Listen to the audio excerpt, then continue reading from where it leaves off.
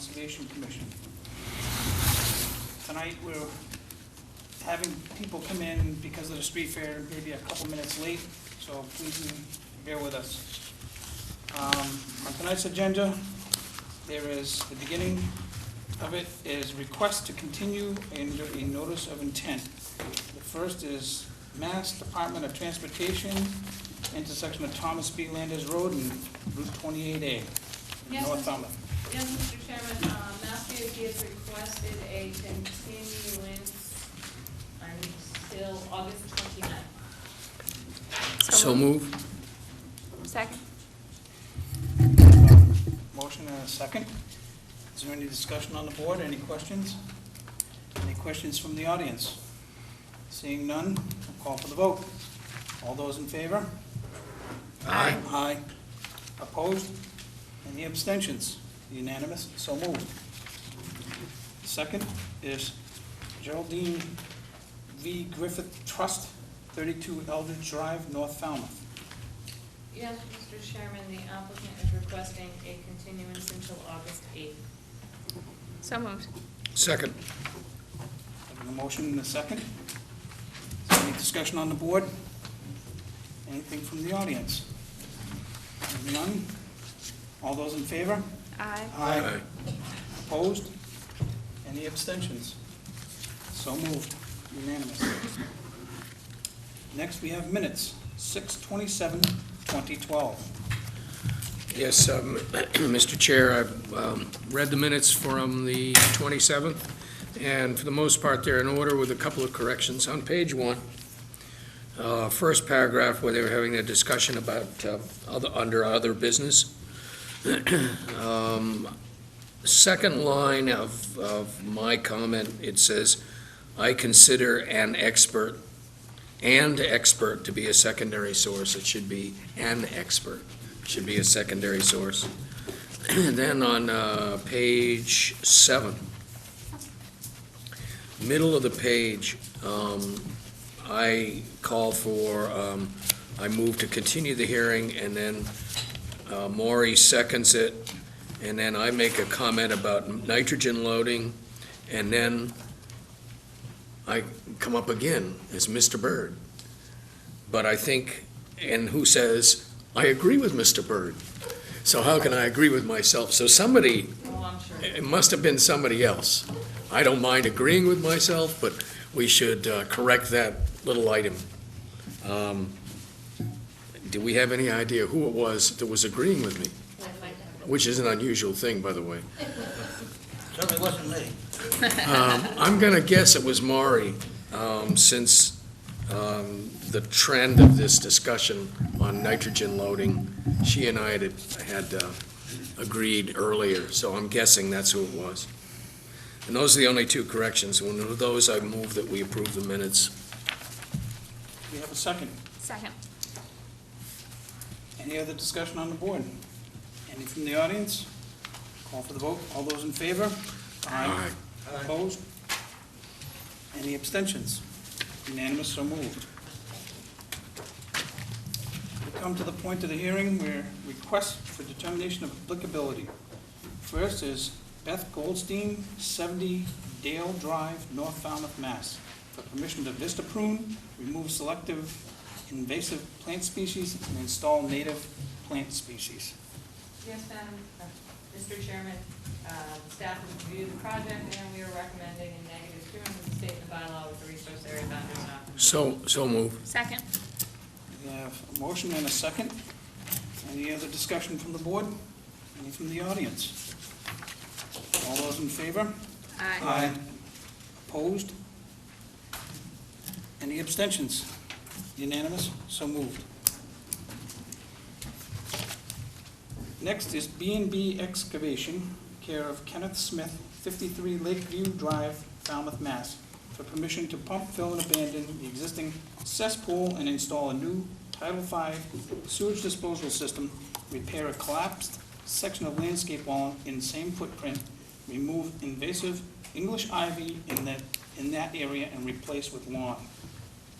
Yes, Mr. Chairman, we've reviewed the project, we're recommending a -2 under the bylaw and a -3 under the state with the resource area boundaries not confirmed. So move. Second. Having a motion and a second. Any other discussion from the board? Any from the audience? Seeing none, call for the vote. All those in favor? Aye. Opposed? Any abstentions? So moved. Mr. Chair? Yes. Yeah, by the way, it was way of explanation. If it's a negative, it means that the project can proceed. In this case, a no is a yes. I stand grateful for the input. It is a negative, is a good thing. It means that, you're not required to have further permitting. Ron Cunha, 21 T-Ticket Path, East Falmouth, Mass., for permission to install a new Title V sewage disposal system to remove the existing cobblestone, retaining walls, and paved surface, and match grades on either side of the driveway. Jen? Yes, Mr. Chairman, the applicant has requested a continuance until July 25th. So move. Second. Having a motion and a second. Any other discussion on the board? Any from the audience? Call for the vote. All those in favor? Aye. Opposed? Any abstentions? So moved.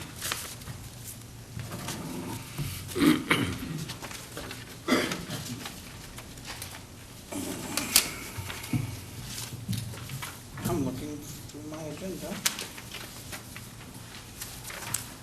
The next would be Rebecca Garland, 42 Chase Road, West Falmouth, Mass., for permission to vista prune. Applicant has requested a continuance until July 25th. So move. Second.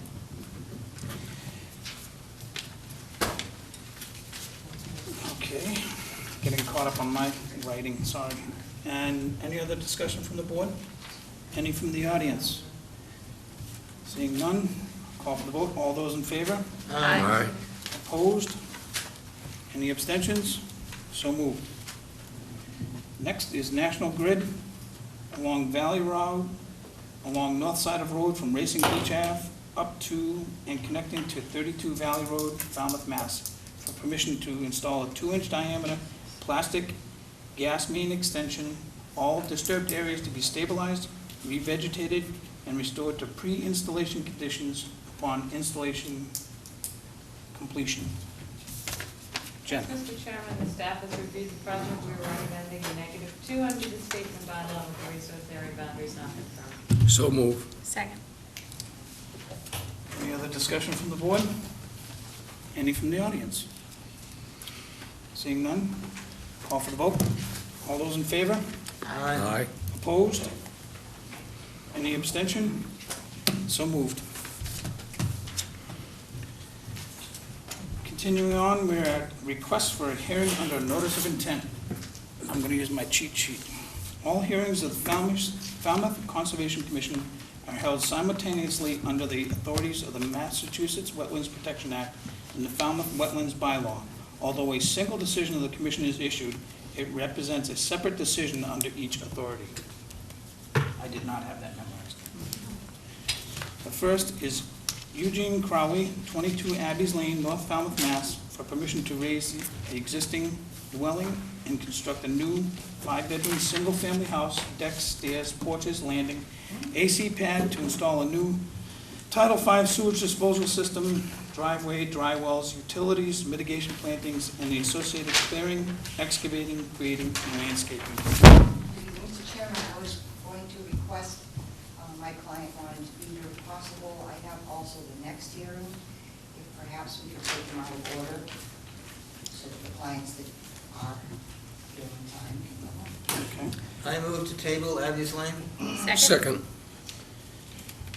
Motion and a second on the table.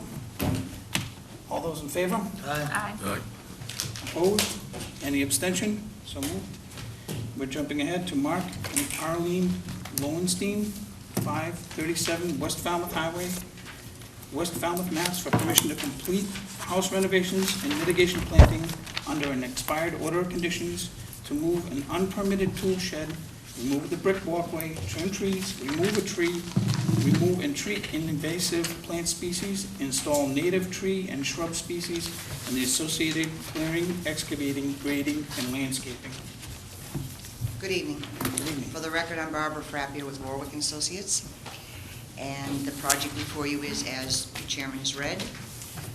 This property had a order of conditions that expired, and not all of the work was completed due to illness in the family. They just couldn't get to it and tidy it up. So we've refiled to tidy up the old order and also to address some other issues on the site. The property is on West Falmouth Highway. It is partially, almost entirely actually, in an A flood zone, and it's also within 100 feet of what is now designated a vernal pool, although previously it was just a shrub swamp. But we won't debate that. We're treating it as a vernal pool with the whole 100-foot buffer.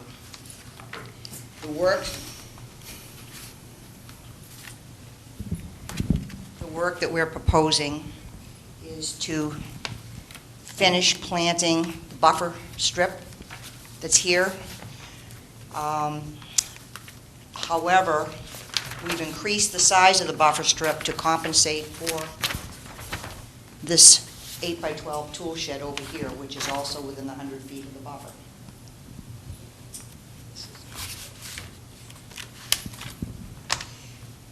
Mr. Lowenstein put this tool shed here a while back, and this is a cleared area in these woods.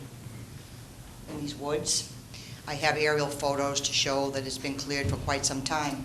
When the Lowensteins bought the property, this was all cleared, as was a path down to the swamp, and which was where all the debris went. Everything from yard waste to stuff that the dump wouldn't take was all dumped into there. So Mr. Lowenstein went in and cleaned out by hand everything he possibly could out of here. But the shed, he was not aware that he couldn't put that shed in that cleared area under the trees. So we talked to Mark, and what we need to do is move the shed out of that cleared area. The Lowensteins have agreed to plant it up, as well as plant the path down to the wetlands, so there's no access back here to the wetlands. And the shed will move out here. It's going to be partially an existing lawn, but if you went out to the site, you see that it's going to be partially sitting on Boston ivy, and there's a couple of pieces of privet. So there's nothing particularly wonderful that we're going to harm by putting the shed over here. The other thing that the Lowensteins have been doing is to try to deal with this knotweed. It is quite aggressive, as you all know. It has grown considerably since the last time we were here before you on this site. So he has gone out there and hand cut as much of it as possible. The idea is to keep this down. We would like the ability in each spring as it comes back, if it's all right with the commission, to use an herbicide with the bloody glove method to try to eradicate that. But he would like to keep that down and eventually take it all out. So this area here will be devoid of any vegetation, because that's where the knotweed is coming out, and the 920 feet of mitigation planting will be forward of that. The mitigation planting will consist of red cedars, viburnum, rhodosia, dogwood, and inkberry. There's going to be some work around the foundation plantings. There's a lot of foundation plantings here that are overgrown. I include that in here, even though it's within the foundation plantings, you don't really care too much. But they're going to be pulled out and replaced with appropriately sized plantings. Some of the rhododendrons will be relocated out here outside of jurisdiction. Also, the brick walkway will be removed, and maybe down the road in lieu of just a few slate stones to step on. There's going to be some trimming of trees here, and one of the items that was still left over from the old order of conditions was to finish the installation of the dry wells, which is partially complete. So that is the project. Thank you. Jen? Yes, Mr. Chairman. A couple of things, Barbara. Yep. prefer not the dogwood, so we'll substitute that with probably another flowering viburnum or shad or That's something fine. I was like that. taking the list from Terry Soares, was what she had recommended. Yes, that's not gonna be a problem. Shad would probably do very well there, and I prefer that. Yeah. The only concern I have is the knotweed method you proposed. That's usually not what's done to try to control Japanese knotweed, because the bloody gullet method, unless he's cut it below that lower membrane. He's been trying to flush cut it, and he was either the bloody glove or just eyedroppering it in He's each got to stalk. get it below that lower membrane though, or it's not gonna do it, and he's just wasting his money, so. We don't wanna waste money. No, it'll get The trees are trapped. costing enough. Usually, basically what they try to do is inject the herbicide below the lowest membrane of that Then I will stalk. advise, the Lowensteins are here now and they're listening to this, so I If think they they're being can so cut it below advised. that, that's fine, just Okay. make sure that it's near the base of the plant. Because Gotcha. you wanna be able to get that herbicide into the root system. Right. To kill it. Other than that, I don't have any other questions. Thank you. Oh, and Will someone assign this project? Yeah. This is a good project. I was on the site today, and knotweed is clearly a problem, and the knotweed is the foreground, and in the background is a huge stand of Phragmites. Yes. I guess my question is, if you're tackling these invasives, why not do the whole thing? I would say to you, and I can defer to Mr. Lowenstein, but he's one man with one set of shears, and I guess we'll do one layer at a time. Beat it back, try to keep it beat back, mowing, whatever you do, and then beat back another 10 feet. Yes, we've talked about getting rid of the Phragmites as well. I mean, I guess, in order to deal with the Phragmites, you're gonna have to either come in for an amended permit, That's right. and why not have a plan that deals with it all, and you've got 3 years to deal with it. That's right. I would be more than happy to do that, and I'm sure they would too, keep the order open and amend it to deal with it in a larger scale. The other part of that is, I assume you're going to have a licensed herbicide person applying this? Well, we are now. That's the question. Yeah, I mean, to me, that's critical. Yep. Particularly given the sensitivity of the area that you're in. And the other part of it is, I think if you get somebody who's knowledgeable in this stuff, your invasive control will be far more effective and perhaps far harmful. The expense will make it more likely to So, be. You can be assured we'll condition it that way. Okay, I have no other questions. Other than that, I think you got a good project there. thank you. Michelle? I have no questions with knotweed. The way that I've dealt with it before as a professional is, I mean, it basically takes several years. So they're probably going to have to be dealing with the herbicide over a multi-year time. But the other way that we've dealt with it is covering it with black plastic and actually like smothering it in that way, which is probably not something they want to do, but that is another option. So just throwing Thank it you, out there. Michelle. That's all. Ed? Yeah, I'm feeling positive here, and each one of us is picking up on the same issue of control of this invasive. And I was a little uncomfortable when you said one man, one set of shears, because I was suggesting that the property owners were trying to do this on their own, and I empathize with that quite a bit, because I would probably be wanting to do it myself as well. I do a lot of work around my own property. We're done. But in this case, this stuff is so difficult and so resistant that it becomes another never-ending battle. So it probably is a fact that professional help would be needed. But I have one suggestion to make, and that is that there is a gentleman in town who's been sort of a real advocate for Phragmites removal and done a lot of volunteer work. And I might suggest to property owners give a call to Dick Payne, who might be more than willing, because he has a strong interest. At no charge, come out, take a look and give some advice. Thank His you. name is Richard Payne, P-A-Y-N-E, and just recommend that, and I hope that Dick doesn't have any great objections to my bringing his name up here, but I suspect he His probably... phone will be ringing off the hook all night now. What? His phone's gonna be ringing off the hook all Oh, night. yeah, okay, and mine as well afterwards. Thank you, But, Ed. yeah, that's what I would suggest. Thank you very much. Other than that, yeah, I do remember this project from a couple of years ago when it first came before us. Maureen, I know you just. No, I'm all- You all set? Yeah. I would mirror my fellow commissioners, the use of the herbicides. The only concern I had was actually behind the new mitigation planting, that area behind that if you have a professional, they'll know the proper way to put that, so it's the right tool for the right job.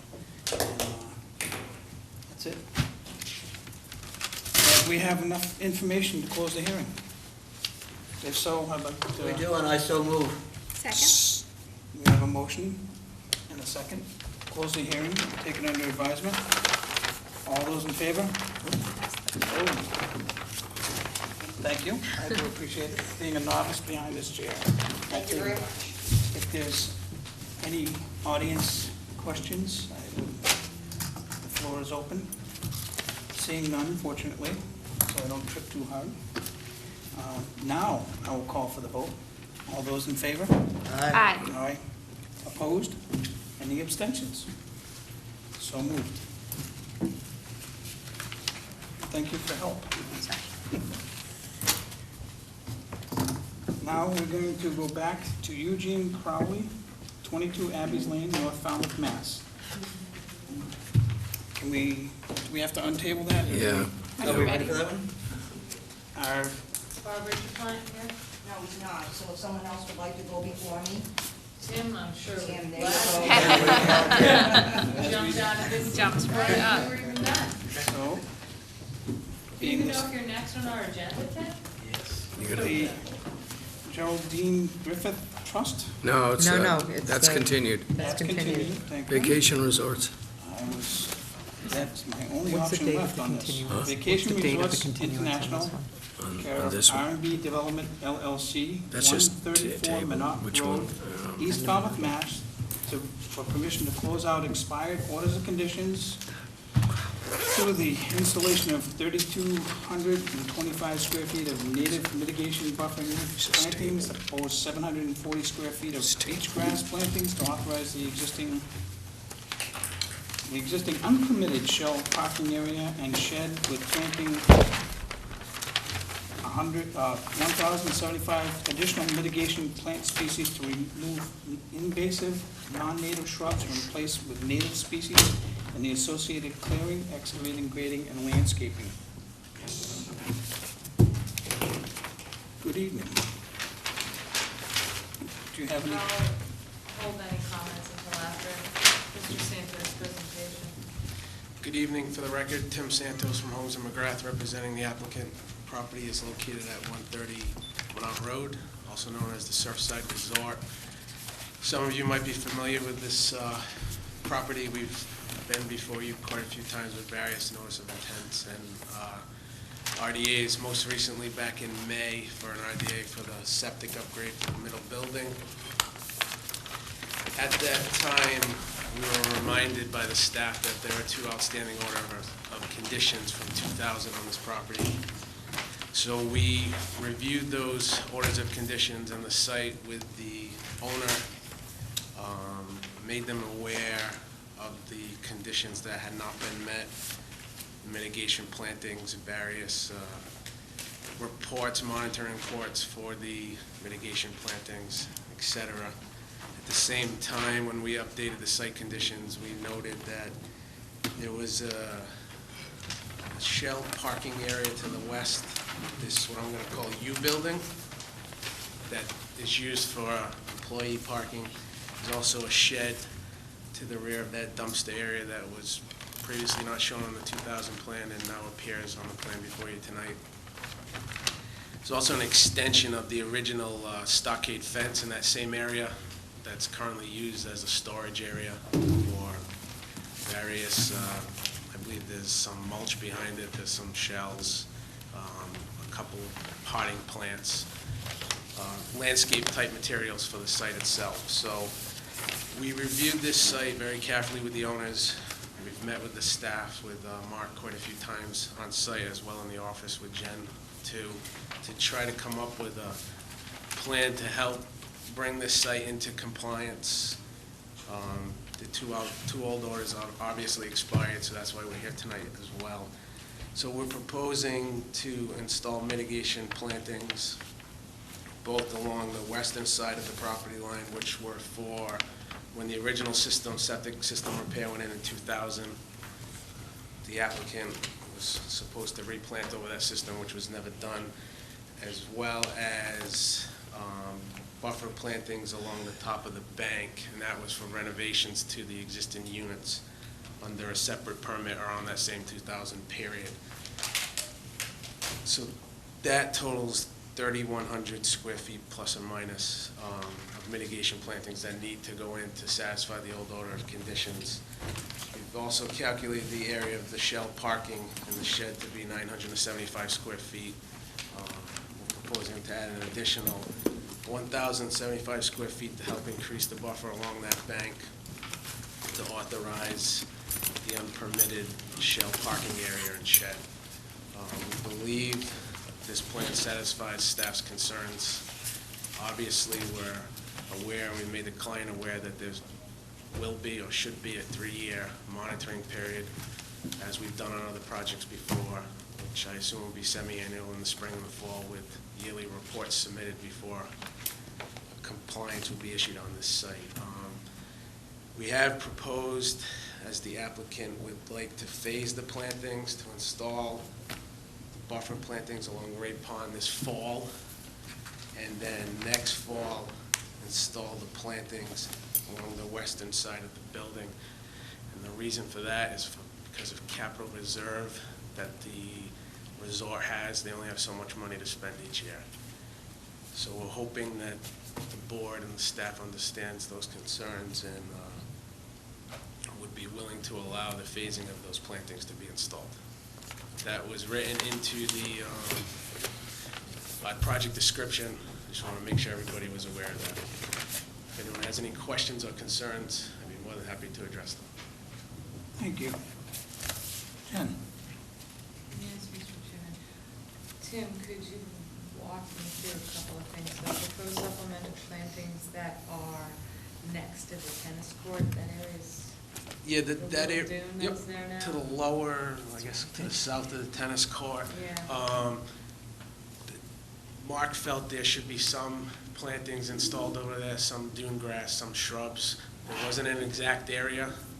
We He kind just of, wants it supplemented. it just wants it supplemented. Most likely bayberry Yeah. and all fair. Okay. So when we met back with him, I think 3 years ago, when this kind of came up a few years back, there were some plantings supplemented in there, and he did ask for some boulders to be placed there, so that at the time, there was some boaters kind of using that for some type of access to get little kayaks down there. So those boulders have been placed there, and you can see if you've been on site that that traffic's not there anymore. Okay. And when you have on the top bordering Great Pond, you have removed and replaced invasives with woody indigenous species? When we met with Mark on the site, there was some invasives up in that northwestern corner near the, But you have them in the northwest corner yep, on the other side? Near the Sorry, northeast. stockade, yeah. northeast corner, yes. No, you have it in the northwest corner, that's why, when you were just pointing. Oh, I'm sorry, I'm pointing to the You wrong have area. them both areas. Yeah, there's some here behind the shed, as well as some, So you're not talking along the whole bank? no, it's just in those talking- 2 specific areas that Mark Okay. pointed out to us and said, seeing that we were supplementing, or we were installing the mitigation plantings, could we also remove the invasive in those 2 areas? And the applicant agreed to do so. Okay, I just didn't want that to happen along the whole bank. No, it's just 2 specific areas. Okay. Board will have to decide whether or not you want to allow the shell driveway to remain. That was installed without a valid permit from you. It's troubling to the staff in the sense that that area, this board in particular back in 2000, and more Oh, yes, I was. I remember this project. Yep. That you guys had put a very stringent monitoring component Mhm. on the dune areas, and that's one of the issues that we have with compliance. I talked to you about that this afternoon. So please inform your client that most likely it's gonna go beyond just our standard monitoring. It's gonna incorporate some of the language that the board originally put on this project regarding the, that dune and the sensitivity of that area. Other than that, the board will, like I said, you guys will have to decide whether or not you want to allow the shell driveway to remain. In your calculations, Tim, did you put extra plantings in for the shell driveway, do you know, or did you just follow the landscape plan that was No, the areas that were? we added an additional 1,075 square Okay. feet for both the Shell Drive parking area as well as the shed right behind it. Okay, right, okay. Or is that a 3-to-1 or? Determine that. Slightly more than a 1-to-1. And whose project is this? I think it was That area was Arthur's. supposed to be planted originally with the landscape.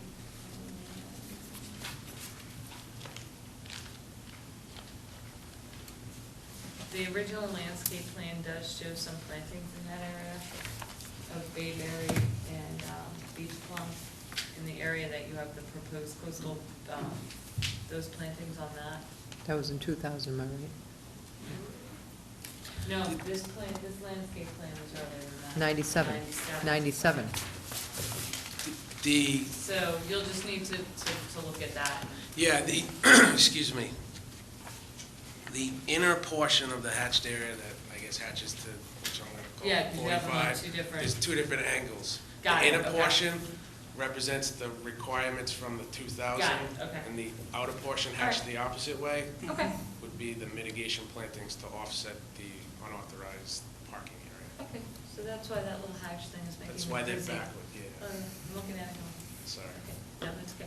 Thanks, Tim. That's it. Ed, I'll start with you.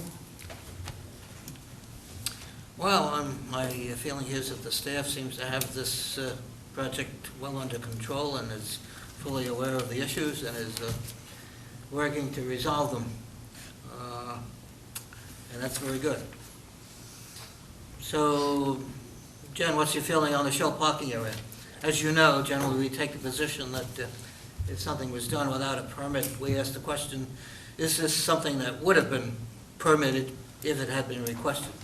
And would you have an answer to that question? Do you think this is something that would have been permitted, could have been permitted? Give me 1 second, Ed. 10 minutes. I can 40 scale?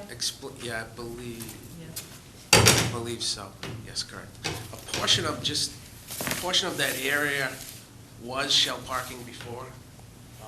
If you look on the original plan, it kind of went at an angle. And what was happening, the employees were just pulling it straight anyways. So that's kind of how it went back to that way. If you look on the original plan from, I believe, 99 or the 2000, the septic plan, it shows the railroad ties up in that area. There's a photo of it from 2000.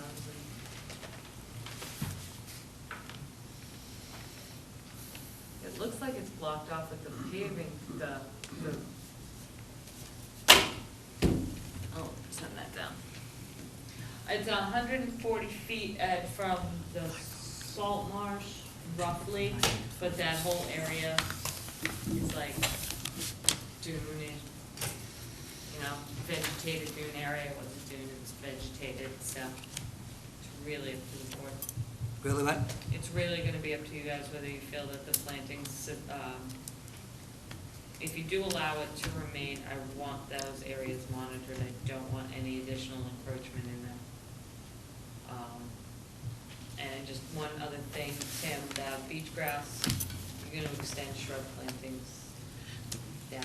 Beach grass over the field was discussed. No, I know, I saw Okay. over Over the septic, that's what Yeah, you over the said, septic, yeah, only okay. because if we put the Yep, woody no, shrubs, Yeah, okay. it'll get down in there and attack that effluent and Yeah, kill no, the I see field. your, So, All right, that's all I have. I defer to the rest of the board. Thank you. Michelle? No questions. Maureen? I had a couple, Tim. I don't see anywhere on the plan, lot coverage calcs, but maybe I'm missing it.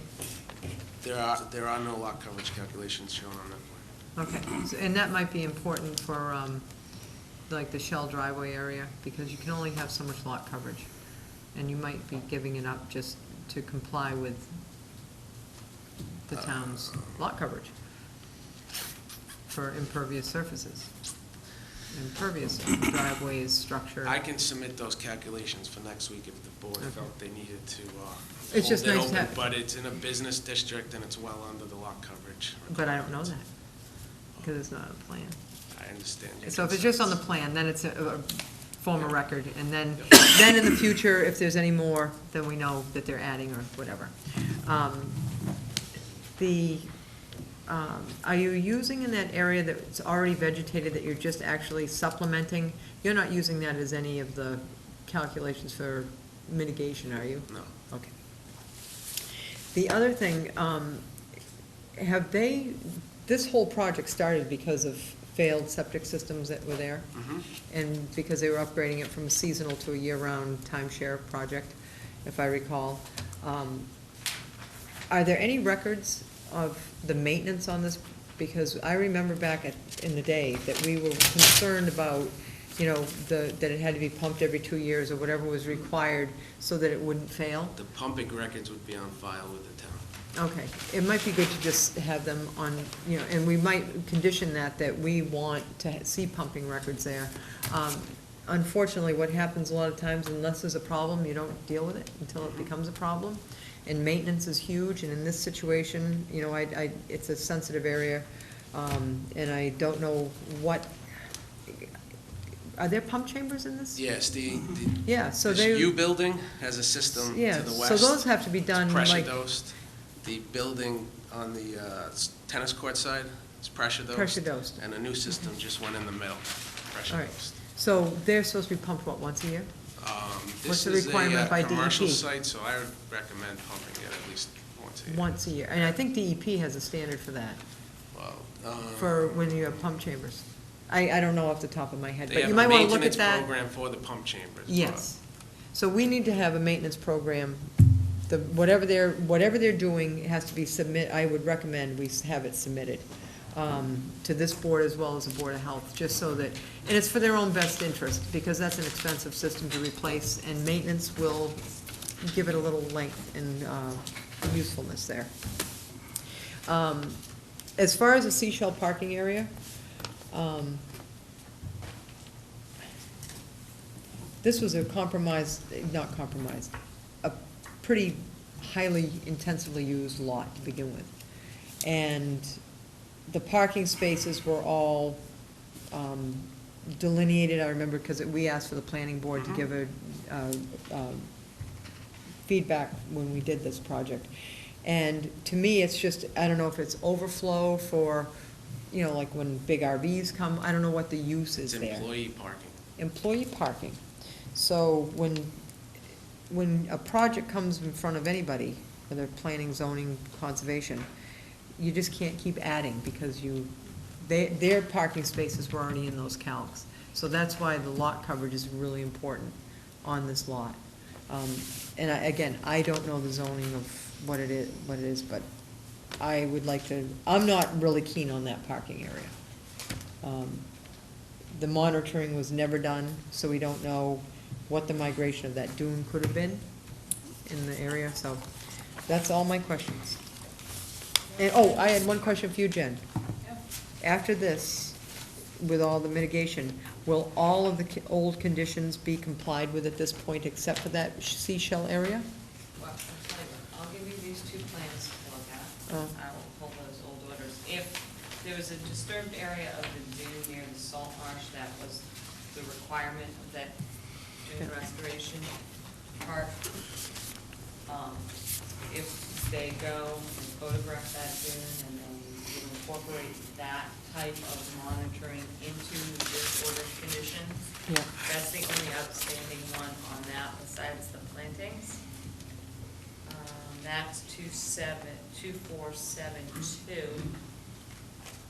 I believe the dune monitoring was a requirement in the area where the septic system was being That, and installed. it's also on On the by the- plan, it was near the salt marsh too, there was a Okay. little Okay. disturbed area on that.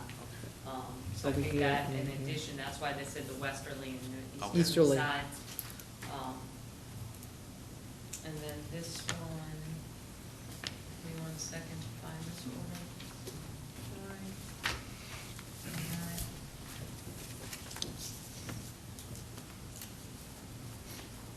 Got it. Keep your fingers crossed, Tim. 10-foot wide buffer strip planted along the top of the coastal bank facing Great Pond. Dry wells.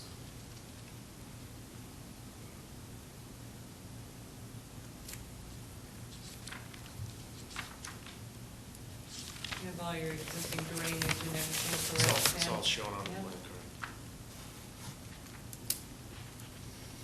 There is to be no increase in footprint of impervious cover such as parking area, sidewalk, or building footprint.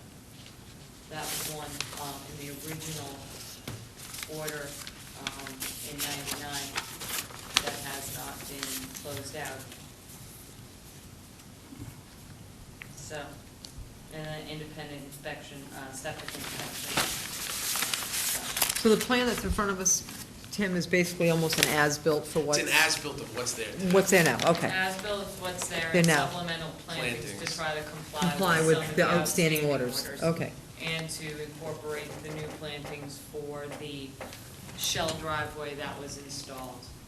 Because the staff cannot issue compliance on these two orders based on the current condition of the site and the lack of monitoring on the property. That's all, So thank if you. you approve the shell driveway, that'll take care of one of the conditions within this that says there cannot be any increase in parking or anything like that. So, that was in the very first order. Courtney. And Maury has Oh, you were on thoroughly that one. addressed the concerns that I was about to raise, so I have no questions. It's funny, what goes around comes around. I was on the board, you were on one, Maureen was on the other. yep, and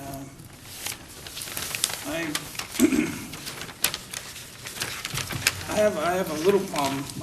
You expressed to us, and it's a reasonable request for your client about the capital expenditure on things, and everybody has budgets. I can truly appreciate that.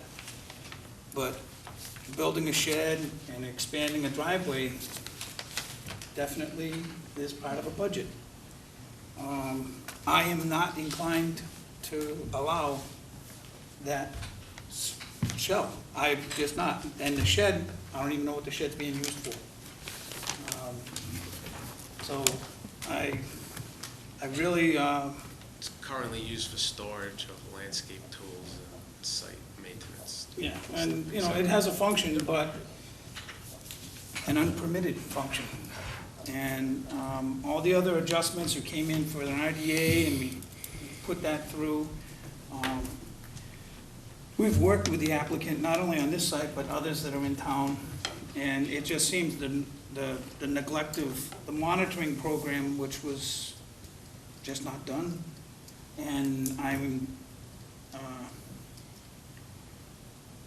you know, it's fool me once, shame on you, fool me twice, shame on me. I really, that's my position on this. I am not inclined to accept the shell expansion in the shed. There's other things that, like Maury had said, the lot coverage, this, that, and the other. It's a very active place, very active. You know, I walked around there and was able to, if I wanted to have barbecue, I could have. There was a lot of it going on. I think that your client needs to understand that the board has really worked with them, and not just this year, but years ago. that was ancient history when I was on the board the first time. And, And you've worked with them for their beach maintenance activities. yeah, we're not, I'm not gonna get a black eye on this, that's how I feel about it. The shell has gotta go, the shed gotta go. There's other things, he's got another facility that carpool. I do, and that's not, I'm not being facetious, there's certain sites where I actually can't fit people and I have to carpool people in. And it's just the way business goes. And I can truly appreciate a budget. What's the board's, Well, we need a continuance, or Maury, do you want to just go with submitting a plan to get lot coverage? No, I think we need the lot coverage. And, Okay. I mean, and I'm not trying to beat you up on this, but this has a lot of issues that are old. And, I'm with Tom on this, it was a very long deliberation when we permitted this No, I before. understand that. So if you keep adding, eventually, doesn't look like what it was supposed to be. And the seashell driveway, with the shell parking area, the shed, fences get built, you just keep growing.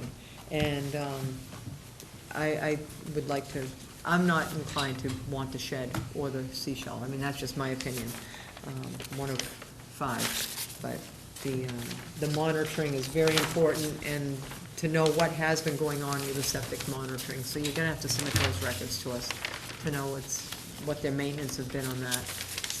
Are you asking for all that information before the next meeting, or as far as the septic maintenance, is that a condition? That could be a condition. That could be a That could be a condition, because, I mean, Because I also don't want to prolong this that much further, because if you're telling me, or what I'm hearing is that the shed's not going to be allowed and the shells aren't going to be allowed, then the lot coverage to me becomes a moot point, because it's going back to what it was previously.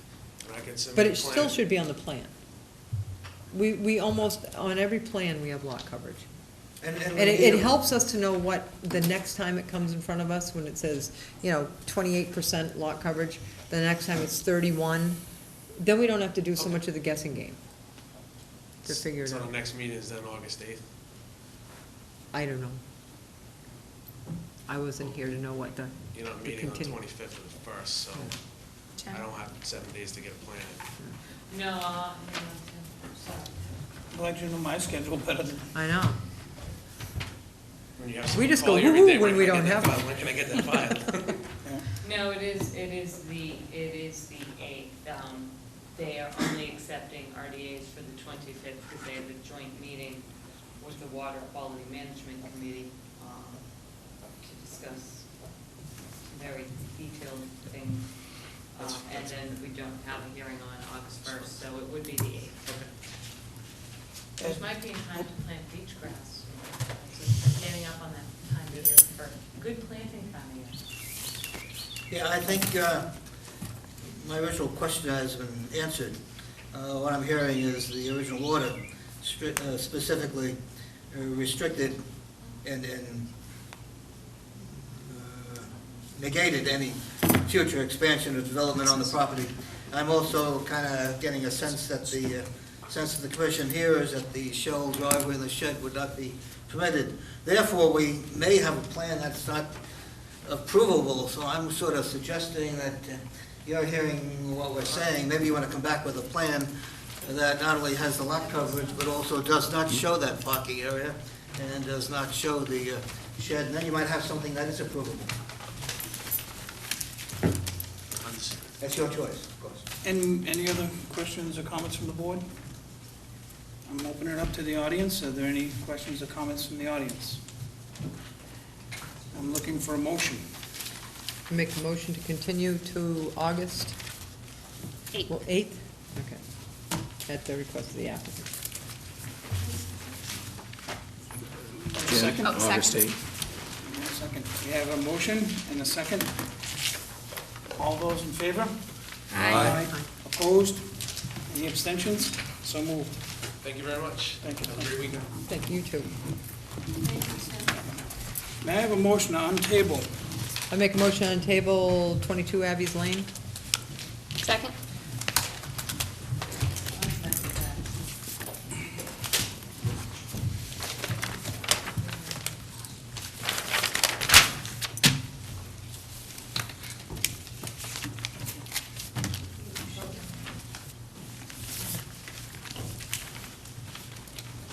No, we didn't, but thank you, Susan. We have a motion and a second to untable 22 Abbeys. And we're going to call for the vote. All those in favor? Aye. Opposed? Any abstentions? So moved. And we're just going to take a breather for a moment while everybody gets caught up on all the paperwork on the tables. There you go, Bill.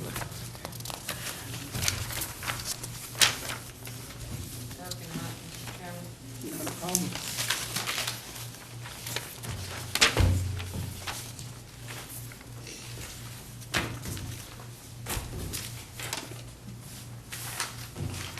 You can start. I can catch up.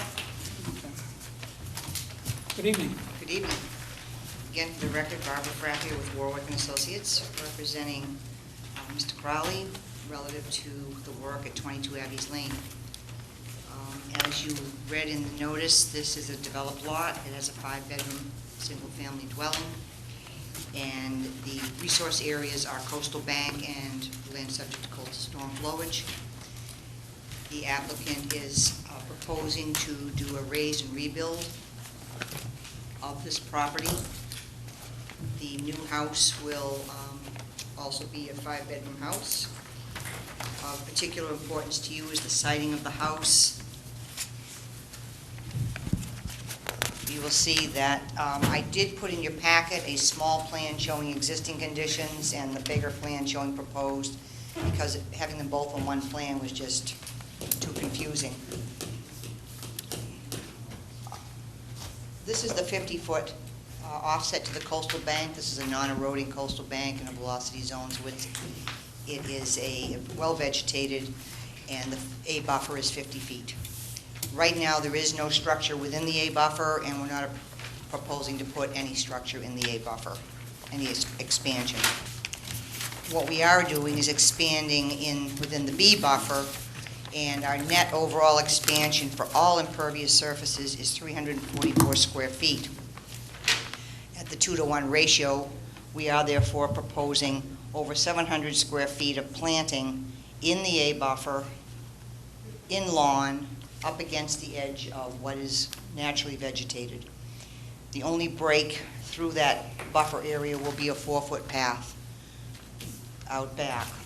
You can see, I imagine most of you went out there, you can see that this is sort of an odd setting. Here's the existing house, and right behind it at the bottom of the coastal bank is another house. Other work is a brand new septic system. We were before you with an RDA, and we did get approval for this septic system in the past, and it was approved by Board of Health. And this is outside the 100-foot coastal bank buffer. One of the items we have to do, again, it's outside your jurisdiction, but I bring it to your attention anyways, that we are going to have to remove a fire hydrant. This will be the driveway here, so obviously the system will be H20. And there will be removal of some trees, obviously here for the purpose of the septic system. Again, these here are outside of the 100-foot buffer, but there is one here, which I'm showing right here. This tree may have to go. It's going to be awfully close. It's not in the best of shape, and it's pretty darn old, and it always drops some serious branches every year. So we would like to propose that we will take that tree out in the process of doing the construction. We have a limit of work. We have a siltation barrier. It will remain in place with all your usual caveats. Nothing will be stored up against it. It'll stay properly installed until the whole area is restabilized with the new vegetation. Lawn area that gets disturbed, again, your usual caveat, drought tolerant fescues and rye, loam and seed only. And we did ask for a temporary irrigation system to be installed for the 2 years that you're going to monitor, just to preserve the life of the plantings that are being proposed. So that's pretty much it, and if you have any questions, I'll be happy to answer them. Thank you. No question. No questions? Courtney? No questions. Maury? No question. Oh, where's the old cesspool? Or old septic? Is it on the plan? No, no, I'm The looking. existing conditions plan, Maury? I'm looking, just so I think it was out back, actually. it was on the, Actually, okay, we already added this. okay, Okay. I don't remember where it is. okay. I just didn't see it on this plan, but maybe it's here and I'm not seeing it with all the other stuff on it. Other than that, I have no questions, Michelle? just that it's an improvement. Are you if it was a proposing to physical. plant any trees? No, So the pine that's being removed, that is within the 100-foot? the pine is within 100 foot. There may And, be, 1 tree per 1,000 or something. yeah, we do, you know, So you if we were to plant some trees, maybe for some buffer plantings, they would be red cedars, and I don't think you'd have any problem if we opted for those in the course of site development. Okay. So, Ed? Yes, well, I was a site officer, so it's appropriate. I might have a question that others haven't had if I have done my homework, and I tried to do that, though I only made a brief visit to the site. That brief visit, though, I have one question about the plans before us. Is any portion of the structure moving closer to the resource area? No. Okay, because that wasn't clear, because you don't have an overlay on the plan. Yeah, that's right, no, that's because you couldn't see it, because it was overlaid, and you couldn't see where, Okay, but that, thank the you. answer is no. So the other issues then do relate to the trees, and if you hadn't brought it up, because there was nothing presented to us, I was going to suggest you take out that 28-inch pine that you're proposing to take out, because it's dying, and its days are numbered, and it's most appropriate to take the thing out now, as opposed to coming back a year or two from now saying, you need to get that thing out of the way. And we didn't want to have to do it midstream and doing the work either. Right. There were 2 other trees I noticed. I guess they're out of the jurisdiction, but that 18-inch pine in the front is also not looking very good. That's coming out, Ed. Right. And there was looked to be a dead cedar that, we don't protect dead trees, so I think There is a dead cedar right in the front, a Yeah. 16-inch cedar, that's Right. coming out as well, and Right. you're right, it isn't in Okay. jurisdiction, but that is coming So I was out. about to suggest that you probably want to do Yes. that. But at the same time that, I say certain trees have lived beyond their usefulness, there is a 30-inch maple on the, the northern property line, very, very close to the existing structure.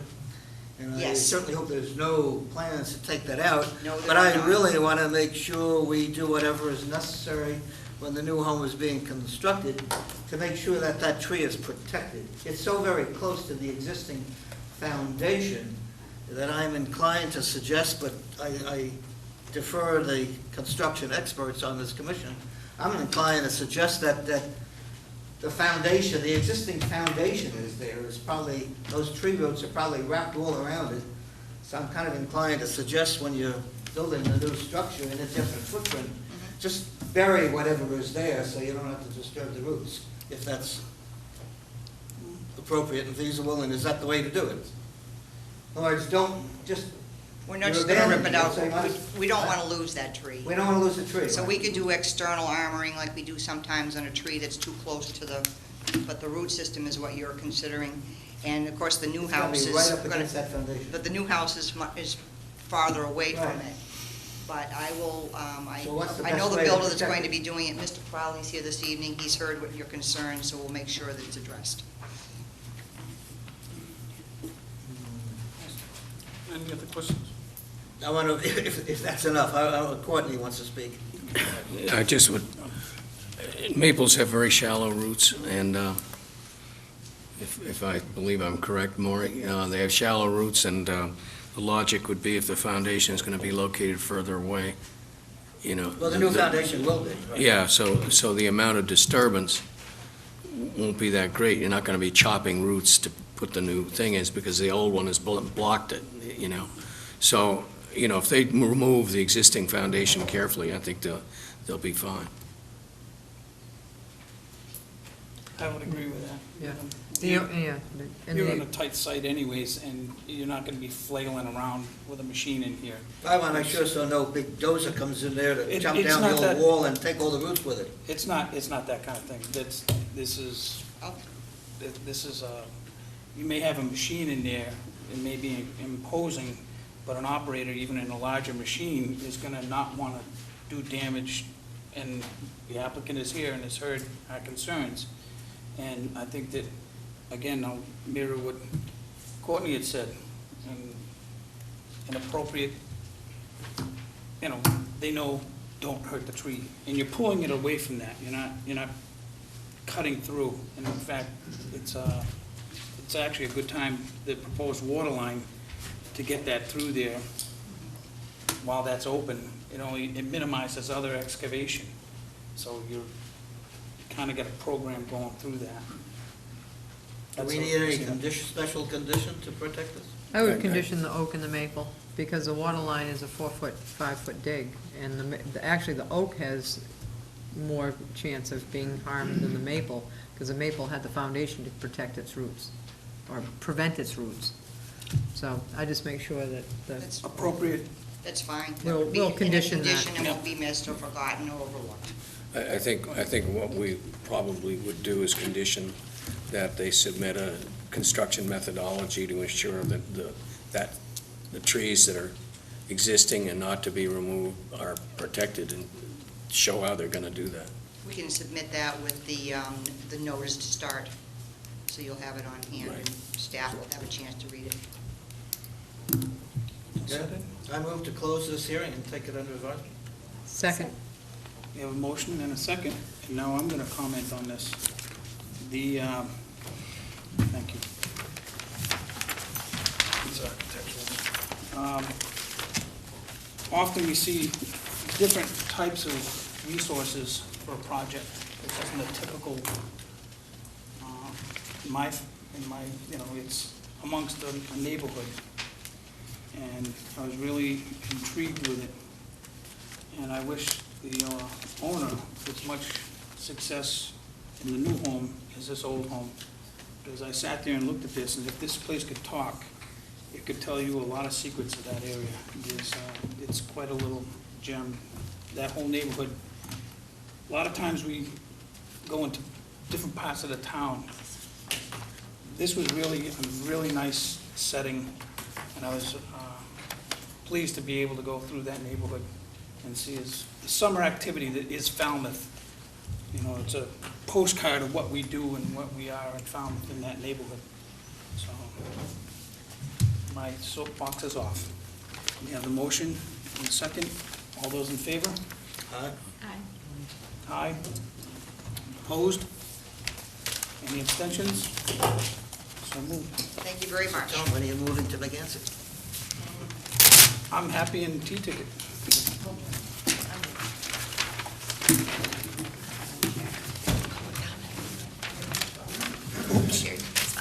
Yeah.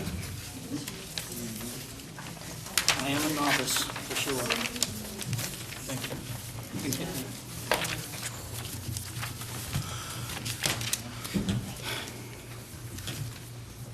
Okay, moving on.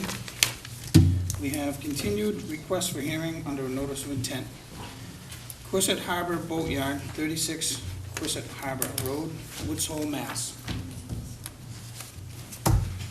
Thank you, Mr. Chairman. For the record, David Martin, project engineer for project 36 Quistit Harbor Road. 42 weeks ago and presented the project. Dave, 1 second, I just Yes, have Jen. to read their form, which is Ed, Courtney, Maury, and Tom. We're good with that? We're good with that. Good. Keep going. Well, at the last hearing, we could not close the hearing for lack of a DET file number. We now have.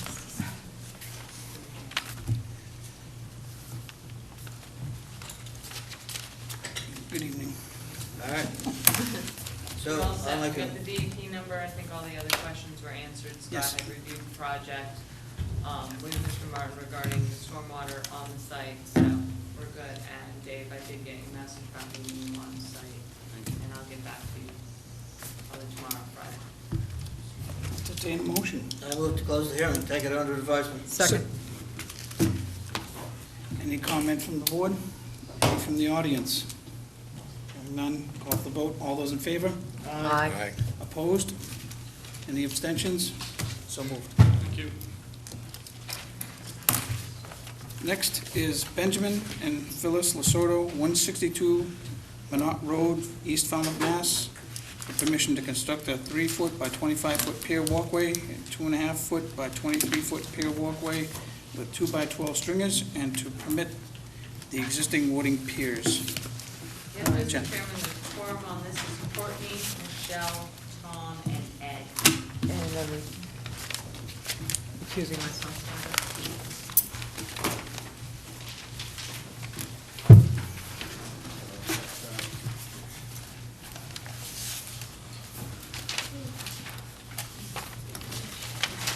Yes. Thank you.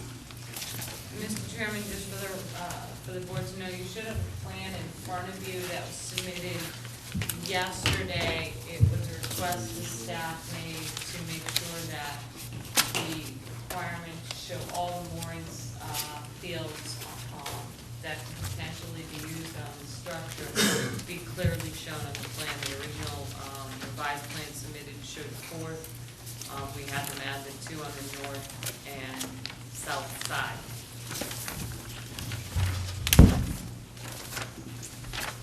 Thank you. And I think we should all have that.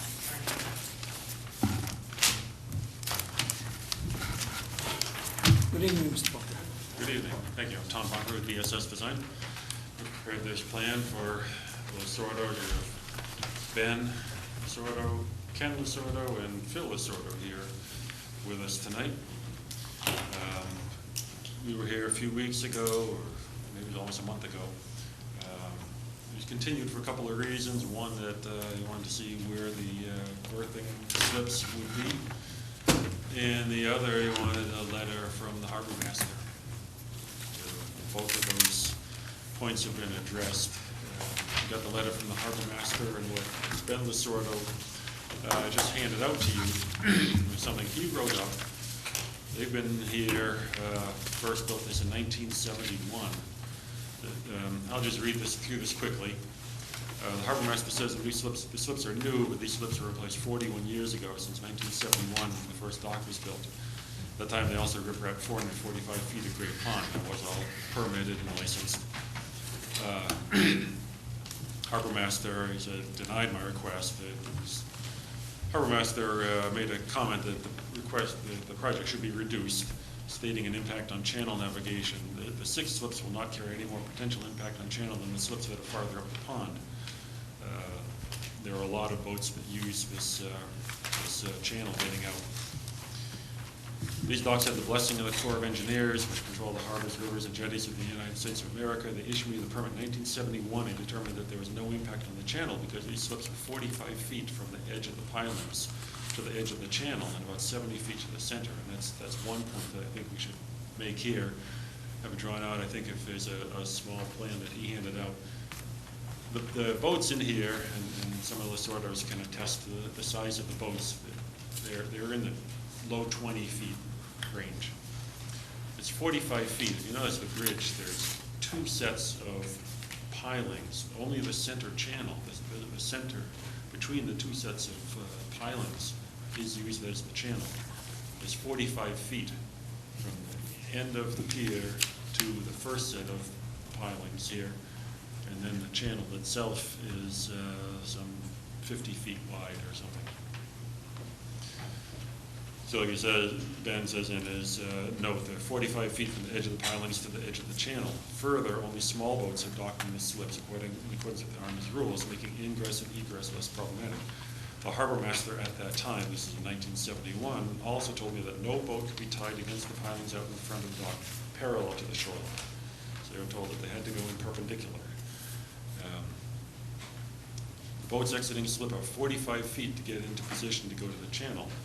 when you put a 22, 24-foot boat out here in the current, it turns quickly, doesn't take up 45 feet, doesn't get into the main channel. That's something that in the harbor master's letter, his comment is, vessels entering and exiting the proposed new slips will be using the main channel into Great Pond. And I think that he believes that exiting the slips will get into the channel, but they won't. And frankly, I talked with him on the phone, and it's kind of odd that he wrote this. He wrote the report first, and I called him back. And he said that he had no problem with navigation. There never been any incidents here. He didn't see fit to, sounded on the phone like he would change his comments a little bit, but he didn't. There's lots of visibility, more than 1,000, 1,500 feet each way. There have been no boating accidents since they were built. The slips were built. There's no way any boat can hit the dock. It's in a cove. This riprap goes down at an angle and takes up most of that space. The boats don't go under the bridge through this area here. So there's 45 feet of protection here between the channel and where the boats will be moored. The dock is behind the stone riprap, 18 feet from the top of the abutment to the top toe. So the stone is blocking the first section, so no boat will drive through. He's asking where every boat slip has in Falmouth Harbor has a platform to get on and off. The dock is limited to the following use: non-commercial docking and boating accessible to navigable waters. We need the platforms to allow people to get in and out of boats. We also need them for safety, as the platforms keep the boat from hitting each other. Without these platforms, boats may collide. Other people use our land at the top of the riprap. People can fish behind the dock. We have to maintain the piece of land that other people use. Put down stone last year to protect the riprap, which, by the way, also protects the bridge abutment. Also let the town use the dock. The harbor master himself uses some of these slips. And the dredging crew uses one or more of the slips when they're out there. When boaters break down, they use the slips until they fix their boats. Harbor master is requesting a reduction to reduce the impact on navigation, but we would say there is no impact on navigation because there's so much room for turning. I feel there's been a great increase in the number of boat slips and moorings in Great Pond, and they should not be reduced. As stated before, these 2 additional slips will not have an impact on the channel. There is a vast number of other boats on the slips and moorings that enter and exit Great Pond. I feel this should be reduced, and other moorings and all in the pond should be reduced also. I previously submitted to you a home trust write-up on the dock. The town of Falmouth gave me permission to replace the dock, and 2 tie-off pilings, and the Department of Army also gave permission to add 2 additional tie-off piles. Thank you. So, basically what we'd like to say is, I respect Greg, as his work that he does. I don't think he looked at this plan carefully enough to see that boats entering and exiting these slips will not have an effect on the navigation through the main channel coming in and out of Great Pond. Phil and Ken would just like to have a couple brief comments before we go on. Yeah, you have to get up here. Oh, yeah, of course. Hi, I'm Ken Lasordo. I'm Frank's son, late Frank Lasordo, who he was one of the original boat guys. He had his boat up there. And I've been using that dock since it was built in 1971. I was 10 years old, and I have my initials in the concrete. It says Ken 71. So I'm very familiar with that dock. And like I said, I've been using it. My family members have been using it for our family boats. And there hasn't been, I've never had an incident at all there with any problems with boats coming or going. And to my knowledge, there's never been an incident. There's a lot of room there. As you can see, that channel is pretty far out from where our docks are. And like Tom said, when the current comes, you pull out here and you're just taking it like that, and you can just progress at your leisure. It's a very, very safe and protected area, and it has been since we put the dock in there. Thank you. Thanks. I can answer any questions. Thank you. If you want to.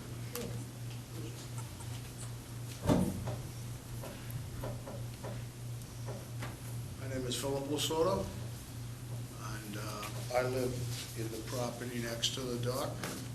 I've lived there my whole life. My father built the house in 1950. We've had a dock over there since probably 1955. That was before the Conservation Committee was around. My father used to come down with a few guys, drive some stakes into the mud, which was all mud, and put a dock every year. And in the winter, the dock would be gone. Or we come down in the summer, do the same thing the next year. Then got smart, got a permit, put in an ice dock. We've had a boat over there ever since. And if you look down the pond, you can probably see 3/4 of a mile or a mile. If you look out towards the sound, you can see Vineyard Haven. So it's not a matter of can you see a boat coming. There's plain view there, both ways, to see any type of vessel coming up or going out the channel or whatever. And like I say, like Ken said, there's never been an incident over there that has, excuse me, has boaters, any boating incident at all over there, never. That's all I have to say. If I could ask one question, how many boats in the family? Let's see, Kenny has a boat, I have a boat, my cousin Joey has a boat, my cousin Marky has a boat, and my cousin Paul has a Oh, boat. wait a minute, you've got more boats, you've got the big boats, which we won't let in, you've got about 5 other big boats, but I won't let in. Right, but all the because boats I'm that park on that pier Yeah. are less than 24 feet. told. I have a 21-foot boat, Kenny has an 18-foot boat, my cousin Joey has a 24-foot boat, and I think your father's boat's 24 feet also. Mikey's my son, not my No, brother. Paul's, Oh, he got a big boat. no, That's 24. 24 feet, yes, that's what it is. So 5 that would fit in there? Yeah, what's, 1, 2, We Marky, got, Joey. we got 4 right now, and we always, we let someone come in, it's related, everybody has to be related, it can't be a stranger going in there. They're not on the pier every day, they're not It's a always family. Okay, there. that's My fine. boat isn't even here right now. It's still Okay. being covered in my yard, okay? Okay, So- so then, I'm just trying to figure out Yeah. I know I can appreciate it's the family use, and that's fine. We could use the 6 slips, if everybody has their boat in the water. Yeah. Okay, that's Which all. does not happen all the time. No, it doesn't, okay? Might be empty for a year, 2 years. I think last year there was 3 boats on the pier. That's it, for the whole year. Thank you. I just want to say the riprap is permitted and licensed, the pilings are all permitted and licensed. The one pier, the wider pier, is permitted and licensed. So we're asking for what would, we believe had no, the structures themselves, the little finger piers, and I should point out in the advertisement is 3 foot, they're all 2 feet wide, 24 inches. The notice here, 3 feet and 2.5 feet. It's 24 inches wide, each of them. They're, the structures that are in there are licensed, except for there's one of these narrow piers that is in there now, not licensed. I'd like to put in what we feel has no adverse environmental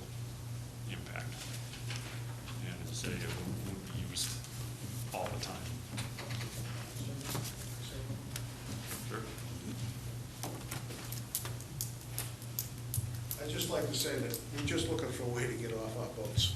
I got 3 grandchildren. They're 3 years old, 4 years old, and 1 just born. We're just looking for a way to get off the boat without jumping onto the rocks, okay? That's all we're looking for.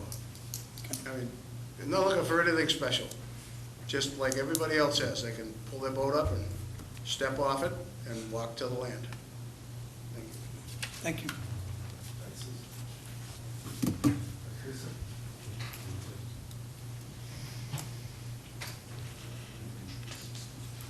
I'm Ben Lasordo, and we come down here in 1954, we bought some land. And from where that dock is, at that time, there wasn't, on the right-hand side, there was hardly 10 boats all the way up to 98. You know, when you go up beyond Great Abbas, there's a channel in there, goes right up to 28. On the other side, Martha's Vineyard, there was a few more boats because they had more houses there. So I would say, since we built that dock, the boats in that pond went 90%. We were 10%, there was 10% of the time we come in there. So it's up to 90% boats in there. And how come that you're gonna take 2 boats away from me, 2 slips away from me, and these guys come in here and they get slips, they get everything all around. Something's wrong, I think, because after all, hey, if this harbor master wants to cut the boats, go up the Great Pond, take Great Harbor, take two-thirds of their slips. Go up, stop the landing. The boats get people come up all over the state there to put their boats in. They're going off and on all day, all summer. I just say there's no fairness in what's going on. Thank you. Thank you.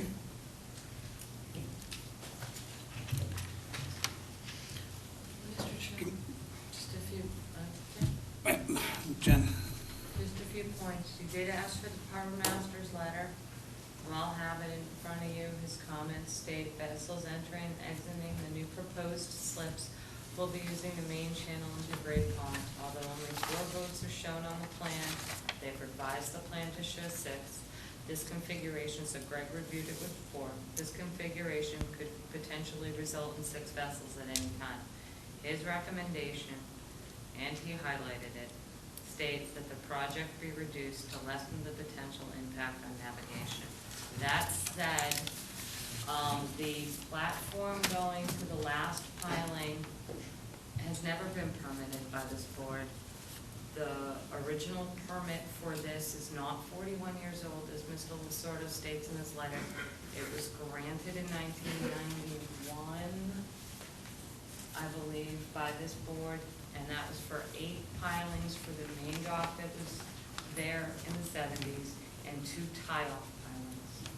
I don't believe at that time anybody anticipated to be used as 6 individual slips. You asked for the harbor master's recommendation. There it is. Thank you, Jen. Yes. Well, I pay a lot of attention to the letters from the harbor master. And we have it in front of us, and I'm kind of wishing myself he had been a little bit more specific. I'm taking a close look at the location of the existing structures. I believe all of the pilings are all existing, is that correct? You're not putting They're all any new existing. pilings in? That's good. Pilings are existing and permitted. The platform to the edge, to the closest to the bridge is not. Right, but the pilings, and there's no new pilings. And I guess I also have to say I have some experience with boats. I owned a sailboat for 20 years and quite often managed to sail the thing into a slip with no power in areas with strong currents. So I know about all those challenges. I know about all the things that can go wrong. I'm also looking at this site and thinking probably 90% of the boats are going through the middle part of that channel and therefore not off to the side where navigational issues might be popping up. I think net, I'm looking, and I do see you're showing the boats where they've been mooring. They've been added now to the plan. I suspect that actually the dimensions of what you're showing are probably boats less than 24 feet, because the entire length of these walkways is 24 feet. So the existing boats that are being used, if they continue to be used, they're probably going to be extending a little bit beyond the pilings, or they'd be up against the riprap and whatnot. But anyway, I'm not really seeing any kind of a change myself in navigational issues versus what has already existed for a very extended period of time. And I guess in deference to the harbor master, I'd be inclined to suggest or ask the question, would you agree as a condition of approval for the plan that you've submitted, agree to a limitation of boat length of 24 feet? I think that's the largest boat you mentioned is currently being used. Would you have any objection to that limitation as a condition of approval? Sounds fine. All right, that's what I would suggest, even though it's uncommon for us to regulate the size of boats. But in this particular situation, I think it may be, to me, it's an acceptable resolution of the issues. Say I think that would be good if it's one of the family So boats. 6 boats in that area is an acceptable solution? Okay. I'm taking into account what currently exists and has been And used what in about terms what of, has not been permitted? but the pilings have. The pilings The have- tie-off pilings have. They weren't supposed to be used as slips. It says in Mr. Lasorda's original narrative to this board that the pilings were, the boats were parallel to those pilings, and then they were told they couldn't do that by the harbor master. Well, wait a minute. Can I- Yeah, I'm aware of all that. It's okay, it's okay. It's okay. Sure, sure. Oh, tell them about the pilings. That's- Well, that's where I am. Michelle? No questions. Courtney? I don't have any questions. I do have an observation. I'm not a boater, but I can read a ruler. I've been a passenger, I haven't piloted. I have gone underneath the bridge and know that that's further out than such. The only problem that I have is the unpermitted pile and the use of that on the, Piles. I'm talking about the pile that's closest to the bridge, Yeah. the unpermitted pile. They're not, they're all accepted. Yeah, I'll stand corrected. I'm describing something that Platform. the platform, okay? Not the pile, but the platform. I stand corrected. That platform, I kind of have a rough spot on that one. The others, Could I ask you what? It used to be 2, we made them remove 1 in okay. 2005, because they weren't permitted. I'm desperately trying to see the impact environmentally. Let me just go with it for a minute, Ms. Losoto. The function of this, a boat pulling in and a boat pulling out, as Ed has said, historically, no incidences. That impresses me greatly. If they have a 2-foot walkway between the existing pile to the riprap, does that change anything? In my opinion, it does not. Does it affect the environment adversely? I really don't think so. It's de minimis at best. Does it perform a function that's to the benefit of the applicant? I can't hear. I'm trying to say some positive I can't things. hear. Yeah, I understand that. But the only one that I do have exception to is the one that's not permitted. The platform that's not permitted. I can't promote that to, as part of this project, all right? And I see, just let me go with it. The harbor master has 2 different discussions going here. But the one that I have most recent, and where it's highlighted on my information, is to reduce the size of the project, okay? And I'm looking at something that if one of the platforms that was unpermitted was deleted and used only as a tie, in your testimony, I asked about how many boats were gonna be there. They're not there all at the same time. For a special family event or something, they may be. But at that point in time, it wouldn't be too adverse for that one boat to not have the 2-foot walkway. The grandchildren and such could use a 2-foot walkway or the other larger one. I'm trying to reach an avenue here that makes sense to me. Yeah, okay. How come that every boat in this town in the harbor has a walkway to get off, a platform to get off?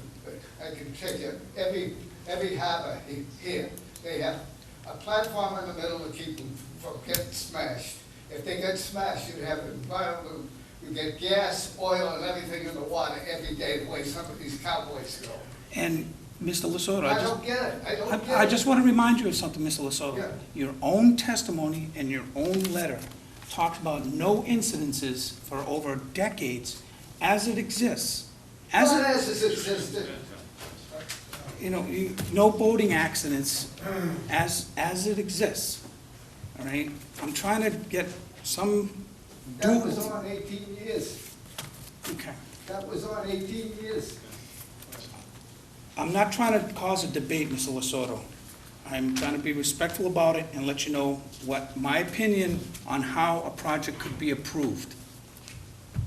Okay. All right? Could I just, I mean, you point out the one that's not permitted, of course, none of the others exist at the moment. That's true. So, Well, they did exist, They and did. Oh, staff required them to be removed. I know they did So exist, there's and more we're than here- one we're here unpermitted now. walkway out there. we're here now to try to get them all permitted Is it permittable, I guess? and is then the issue. licensed. And I that's- can appreciate that, but I'm also weighing in what the harbor master said. Yeah. And I'm trying to reach something that I am able to promote with a balance of the function of it, the impact, and I think the environmental impact is de minimis on this, but with Falmouth Harbor Master's letter, I have to give that its due. He says a reduced project, okay? And I'm trying to give you an avenue to approach this, because your own testimony said that most of the time, all the boats aren't tied up at once, okay?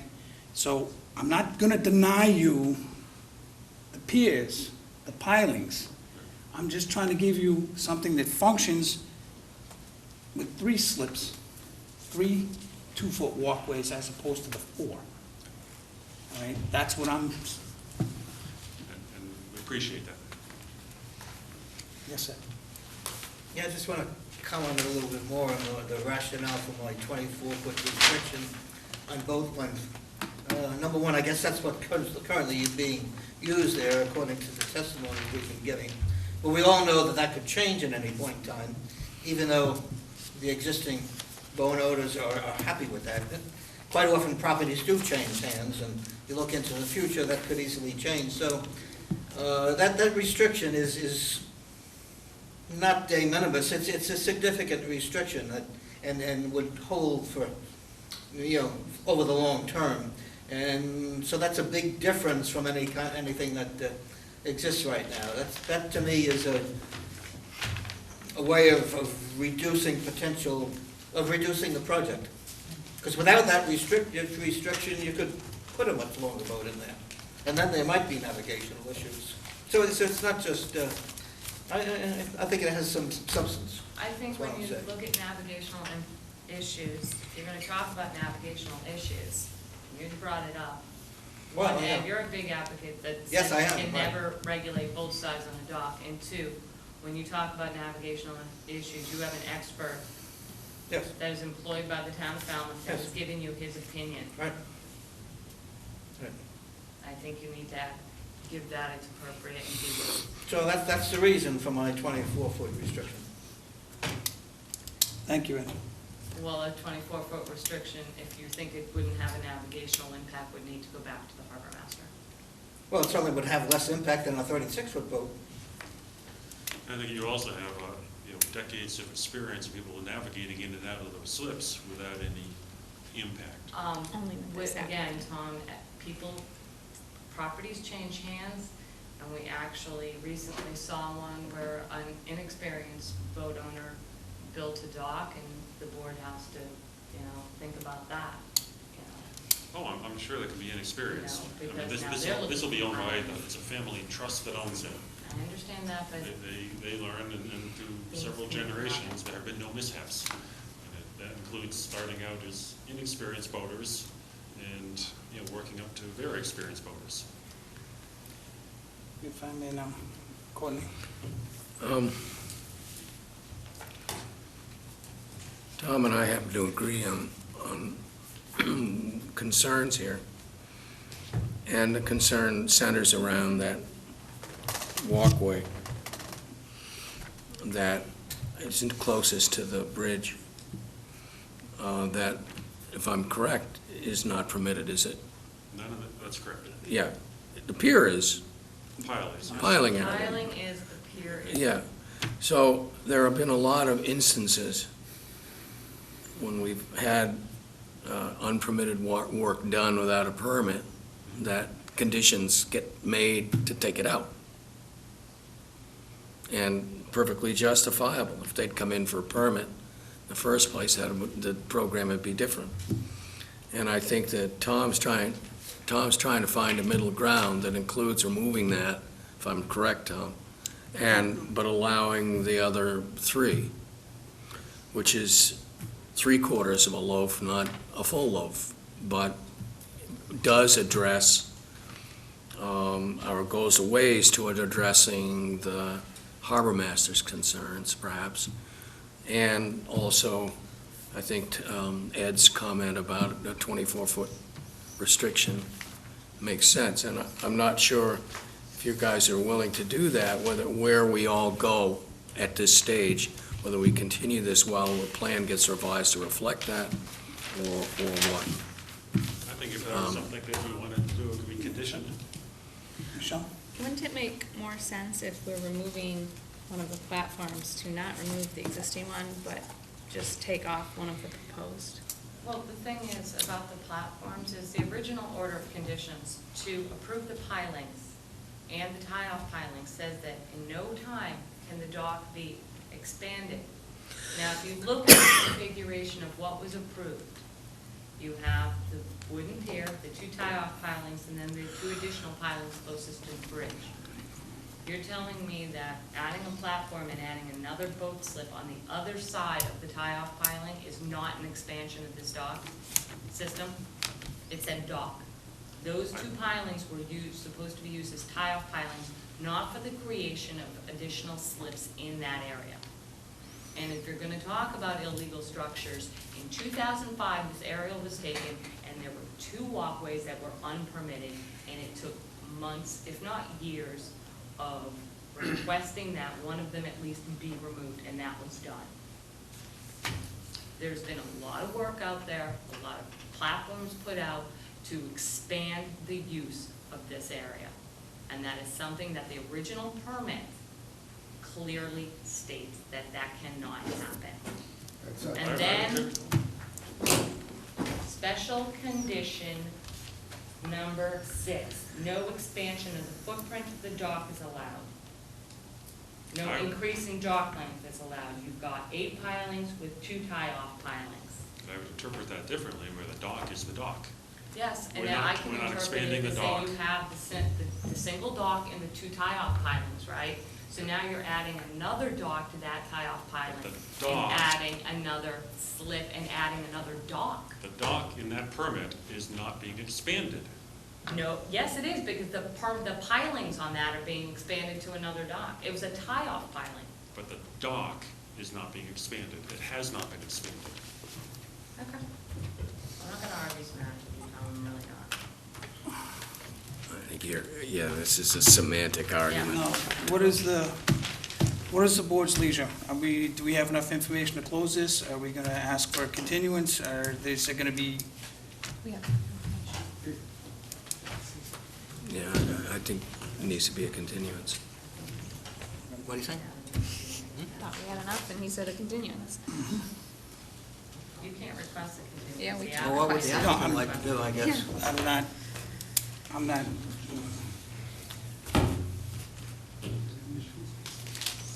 Continuance, we usually have to request of the applicant, so I would leave it up to them. correct, yeah, my, For what though? Would this be to remove, if you wanted to? as an individual sitting on this board, I told you it would make it palatable for me to be able to promote this project. After that, I cannot speak for my fellow commissioners. It's up to you guys. If you do not, do we have enough information to close this hearing? Yeah, we do. Yeah. Okay, may I have a motion then? Motion to close the hearing and take it under advisement. Do we have a second? Second. I mean, if I may make Any a further comment. comment from the board? If you have enough information to close and the applicant is not requesting continuance, you have no other choice but to close. And that's fine, that's what's on the table right now. My only question would be that if the board decided that, would you need a revised plan to take out take one of them out, if that were to be your decision? I believe that it could be a condition. If that could be conditioned, But we would still need a plan at some point in time. if I could do a plan prior to issuance, if you were to condition that. But if you feel you can't condition it, A condition on a submission of a revised plan, taking that out, is that what you're suggesting? No, that's not what he's suggesting. I think it's important to have a plan of record in front of this commission. What the motion is on the table right now, and I'm going to call for the vote, Is to close. is to close the hearing and take Right. it under advisement. What, okay. All those in favor? There's some discussion. Tom, while we're waiting on them, I understand the motion on the table to close it, and we have to make sure that all discussion is concluded. We can vote that motion down, but I'm uncomfortable conditioning this project. I'm just making this statement. We can go ahead and close it. But I will not accept the project as drawn, and I will not condition it without a plan of record. Now we got that on the table as well. if I was on the table, I'd like a continuance to confer and redraw the plan if we decide to do that. I The need new to, plan would have to be submitted to the harbor master, Tom. need to withdraw the motion on the Withdraw table. the motion. I'll withdraw my second. Okay, and I need a new motion. I'll move to continue the hearing Till when? until, It's up to the applicant. 8th, August 8th. How many weeks is that? That Is is, that 3 weeks? yep, If that's, if you get the plan in, then that'll give the harbor master time to comment I on the could do it revised 2 if it was plan. available, but it'll take 3. we're not meeting the 1st, so it has to be the 8th. Do it. Okay. Do we have a second? Second. Any other discussion on the board or from the audience?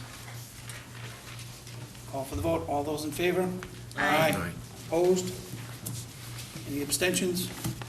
So moved. Thank you. Good job.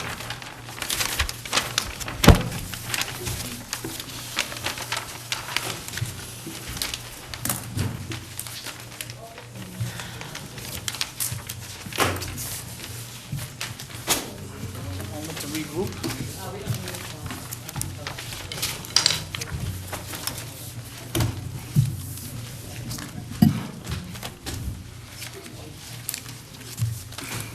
Mass Department of Transportation has been continued. Next one. Yes, I am. Next is Stephen Cook, 286 Edgewater Drive East, East Falmouth, for permission to construct a 20-foot by 26.5-foot addition 4.5 by 20-foot deck, a new set of stairs to relocate the septic tank, install native mitigation plantings, and the associated clearing, excavating, grading, and landscaping. Jen? Michelle? Mr. Chairman, you all have a full-size plan in front of you that is required by the regulations. That was not submitted with the original application, so Mr. Flynn's colleague submitted that recently. So you all have it in front of you. The plan hasn't changed, it's just the required size for you guys to look at.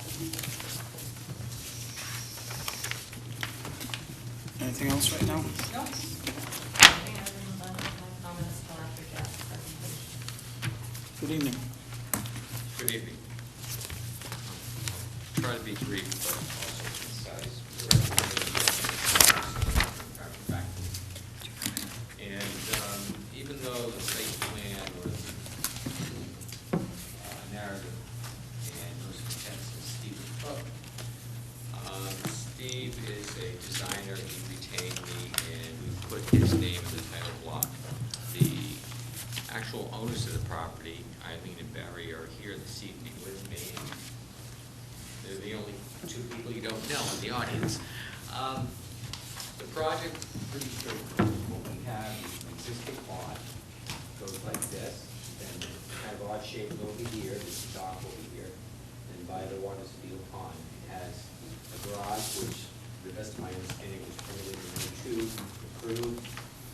At the time, they also put a SAS, or soil absorption system here, and a new septic tank here. Then the existing house, starting at the southwest corner, starts here, goes up, across, down, back, and then there's a deck on the southerly side that starts here, comes down across, then over, and over here, and then there's also a set of stairs, concrete walkway, and that is right about here. There are a few other further features. There's a lift station, a place to wash yourself off, and then there's a stone driveway. Let me see. Starts here, comes down, across, over and down, and then the other side is right over here.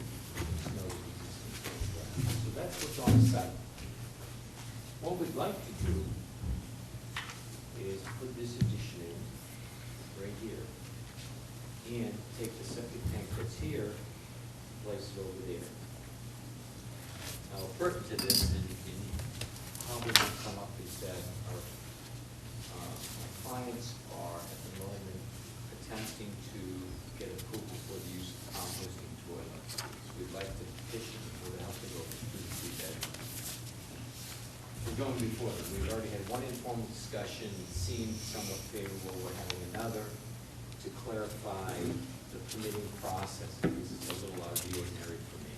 It is permitted by Title V, and I checked the DEP, and they gave me their own parameters. Right now, we're trying to resolve them with the local board. Having said all that, none of that is of consequence to the board, because the only thing we're doing is moving the septic tank.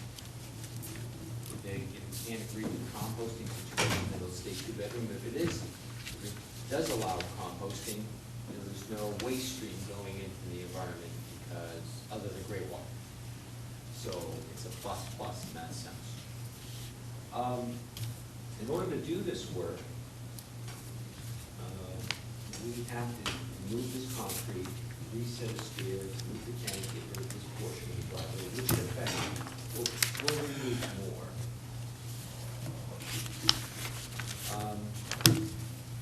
In order to understand the impact, we locate the resource areas, we stake them in the field. They're identified W1 through W5. They were verified by Jack Carroll, who also, by the way, prepared a vegetation plan. We also stake the limit of work, and that's depicted in the small triangular symbols that we have in the single.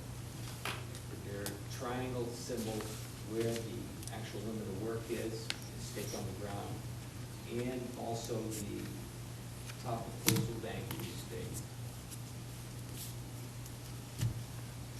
As a matter of point of order, Mark pointed out that I mistaken identification of the A buffer and B buffer, so I want to point that out.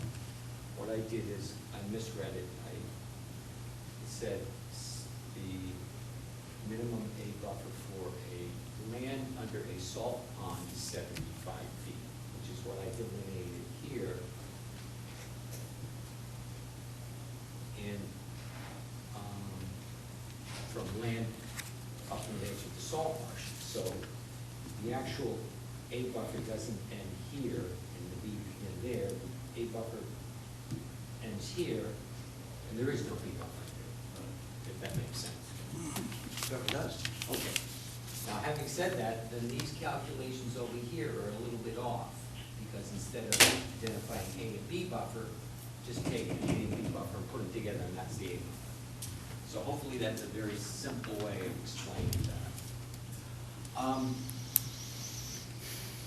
We also denote the coastal bank is along here. We think the project as we presented is approvable. That is, the proposed additions will be no closer and then to the existing resources than presently exist now. If you take a close look, you see the coastal bank actually goes through the garage. Now, back in 2002, when Richard Ferreira presented this plan before you, they actually showed the coastal bank going across here. I'm not sure how they got that. It more or less coincided over here, but then it didn't deviate to the northwest. It went straight across. I don't know if Richie just oversimplified his topography and didn't show it quite accurately and just showed it a straight line. It's all pure speculation, but this is the coastal bank. Our proposed project at its closest point is 13.4 feet. However, having said that, you also have considerations in your improvement in altered habitat area that we can go, we cannot go any closer than existing structures. Well, I guess you could argue that since the garage is through it, that would mean we could almost go up to it, but that's not the case. What we did is we took the deck. The deck averages about 11 feet away from the coastal bank. This corner is 13.4 feet, so it's my contention that we're not getting any closer. We're actually 3 feet further away than the majority of the existing structure, and if you looked at the garage, we're even further away than that. So I think it's an approvable project. Having said that, if you also look at Jack Carroll's plans, one of the things he does is he shows quite nicely that he's using 4 different shrub species, 1 plant species, and 1 tree species. He actually shows you going into the tupelo here, and I hope it isn't too problematic to make reference to his plan. This is the plan. I'll put it up here. And what it is, you know, my plan is reduce the scale, but it is proportional in size. Proposed to put a tupelo here, proposed to put local blueberry with under the shrub planted on coastal region. We're putting Carolina rose here. That has another story of shrub underlay it.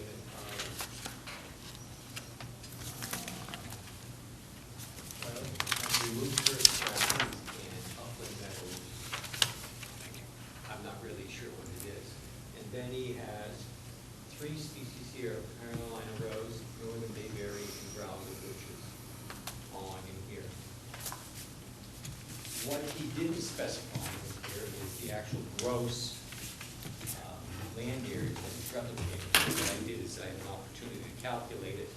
In these 3 areas, excluding the tupelo, come to 1,155 feet.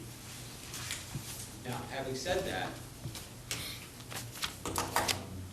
what I did is I calculated what the vegetative coverage should be based on my mistake. And the 300 square feet should. I only found that out today because when I spoke to Mark, I only had him at 9 o'clock this morning.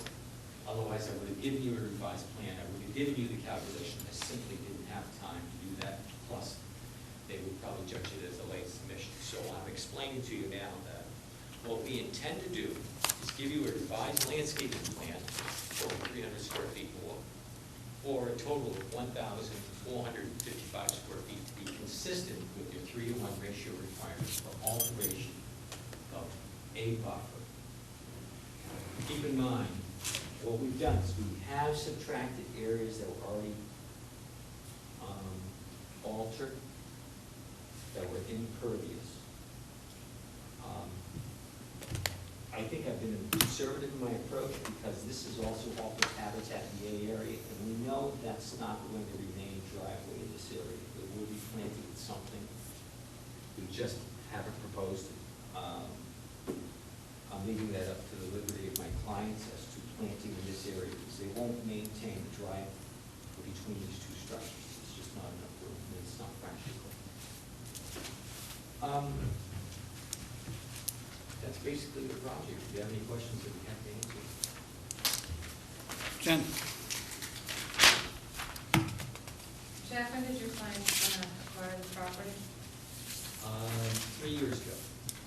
So, I'm sorry, 2009? October 2009. The board, Which is a little less than 3 years. the staff worked very, very, very hard with the former owner to get the compliance done on this property. I'm sure your clients are well aware of that since they were involved in the closing, and there was a time frame on the closing, and we needed to get the RDA submitted so Mrs. Perrine could get her 880 square feet planting put in I recall. for the closing. So the board approved it under the RDA. Mark went out and met multiple times. Can you tell me why 880 square feet of mitigation plantings that the former owner put in 09 no longer exist on the property? I can't answer that part of the question. I can And answer. your clients, They because will the get you that by certificate the of next compliance states that it needs to be maintained. So Yeah, before I look at any plan for any addition, I would like to see the property restored to what it should be. That's fair enough. And Thank you. I'm going to give you a little bit of an explanation of what happened, because in my original plan, when I went out to the site, I didn't have the benefit of what you do. It's public I didn't- record, Jack, I mean, the files are on, Well- they're on file with us. Wait a second. When I was retained to do a certain task, and we had no outstanding order of conditions, so it's not my job to research a project that's already been approved and they've bought. Now, I'll give you if there were that one. outstanding, no, if there were outstanding orders, that would have been my advice for them to reconcile. Mhm. But I'm not supposed to find problems, that's not my job. No, I'll give you that. Okay, but one of the problems we had is when I went out there, I knew something was going on. I knew there was something, and we actually noted in our drawing areas of random plantings. I didn't know the history of it until this morning at 9 o'clock when Mark explained it to me in detail. He actually sent me a staff report late Thursday. I was going to meet with him Monday, couldn't, Tuesday couldn't because of a conflict we both had. Finally, I met him this morning. So, having heard Mark's comments, and they were very similar to yours, what I did find out is I got a copy of the Ferrera plan. This area right in here, highlighted in yellow, and this plan is the same as this. It would have been a little bit better, but I had to improvise because of the short notice. And this area right in here is also what was proposed on the Ferrera plan. What in fact is there is planting in this area. That area I denoted as random planting, same as in this area right here. And I didn't see any evidence of the planting here. Having said that, and neither did Jack Vaccaro, he shows the planting, the proposed planting here and here. I did speak to Jack. Jack said he can modify the proposal to show the supplemental planting to be outside this area, because we have lawn area all through here. That's what I can do. I did speak at length with the owners. The owners, and I'll let them speak for themselves, but we had a lengthy conversation about that. They've been taking care of these plants in this area. Many of them have died. But according to Eileen, a number of the plants just shouldn't have been that species in that location because they didn't really have a chance to survive. I don't know what those species were. Like I said, I saw planting in here. I knew someone was doing something, and I didn't know quite why, because again, I was coming in with a clean slate. We had no outstanding order of conditions. It's not my job, I don't think, to go back and look at the history of every order that's been complied to. Now, if you think I'm wrong, please tell me, because that's my position. Having said that, I think Eileen wants to speak to you to that point. Okay. Thank you. I actually would like to speak to that because at the time that we bought the property. Before you start, could you I'm sorry. please identify yourself? for I'm the sorry, record? Eileen O'Connell. Thank you. One of the owners of this property. At the time that we bought the property, our feeling was that it was very important that the mitigation plantings be maintained. And although it may not have been in order as part of it, in good conscience, we put a lot of time and energy into attempting to keep those plants alive. And actually, Mark came out, he should have some notes, he was out 2 years ago, and he said to me, these are all going to die. And in fact, they have, in spite of care, they were put into sand. And the first year, I didn't know that because they were in sand, I was trying to be good, and I didn't fertilize them because I didn't think we were supposed to. So what Mark recommended at that time, he noticed that there was Carolina roses in there. He suggested I let those grow. We've turned that whole area since that time, so for 2 years, that area has been a meadow. And it has goldenrod, and what I have been doing is each year adding back, that's why Jack saw the random plantings. Each year I have been buying and adding back plants that are larger than the plants that had been existing in that spot. Surviving bayberries from that original planting now are about this tall. And I have been purchasing, Barry and I have been purchasing and putting in 4-foot beach plums. We've been putting in low-grow blueberries, high-bush blueberries, and those seem to have done well. I have a lot of plantings that don't show up because what I have had to do, because that land is so bad, it's kind of a zone of death in here. I have done a lot of plantings along the perimeter of the green area because there's enough soil there for those plants to take. And I can confidently say that we have replaced every plant that died, but not necessarily in that spot at this point. But I do feel that I would like our goal to be not only to remediate for what we're doing, but also to remediate for the past. But that was not our fault in a sense, because when we took over the property, we didn't know that the plants had been jammed into sandbars. So can I answer any questions about that? Well, if something, First thing, Yeah. ma'am, is a condition. You said it wasn't a condition. It is a condition. It's a condition of the property that those plants be maintained. It's on Yeah, your okay, deed. and either way, it was our condition. You were involved with the closing, Okay. Yeah. knew what you were getting into. And that was our intention, yeah. Yep. And I've worked with Mark for 7 years. Mhm. I can hardly believe that he would go out to a site and say, okay, you can let everything die and let goldenrod grow. Trust me, I know this man. That's not what he said. He said for that particular spot right then, that I should let the Carolina rose. come up, and I should let everything else in the meadow come up. He did not say that I should not plant things there. At that time, those things were still alive. But they did subsequently, in the course of the next year, die.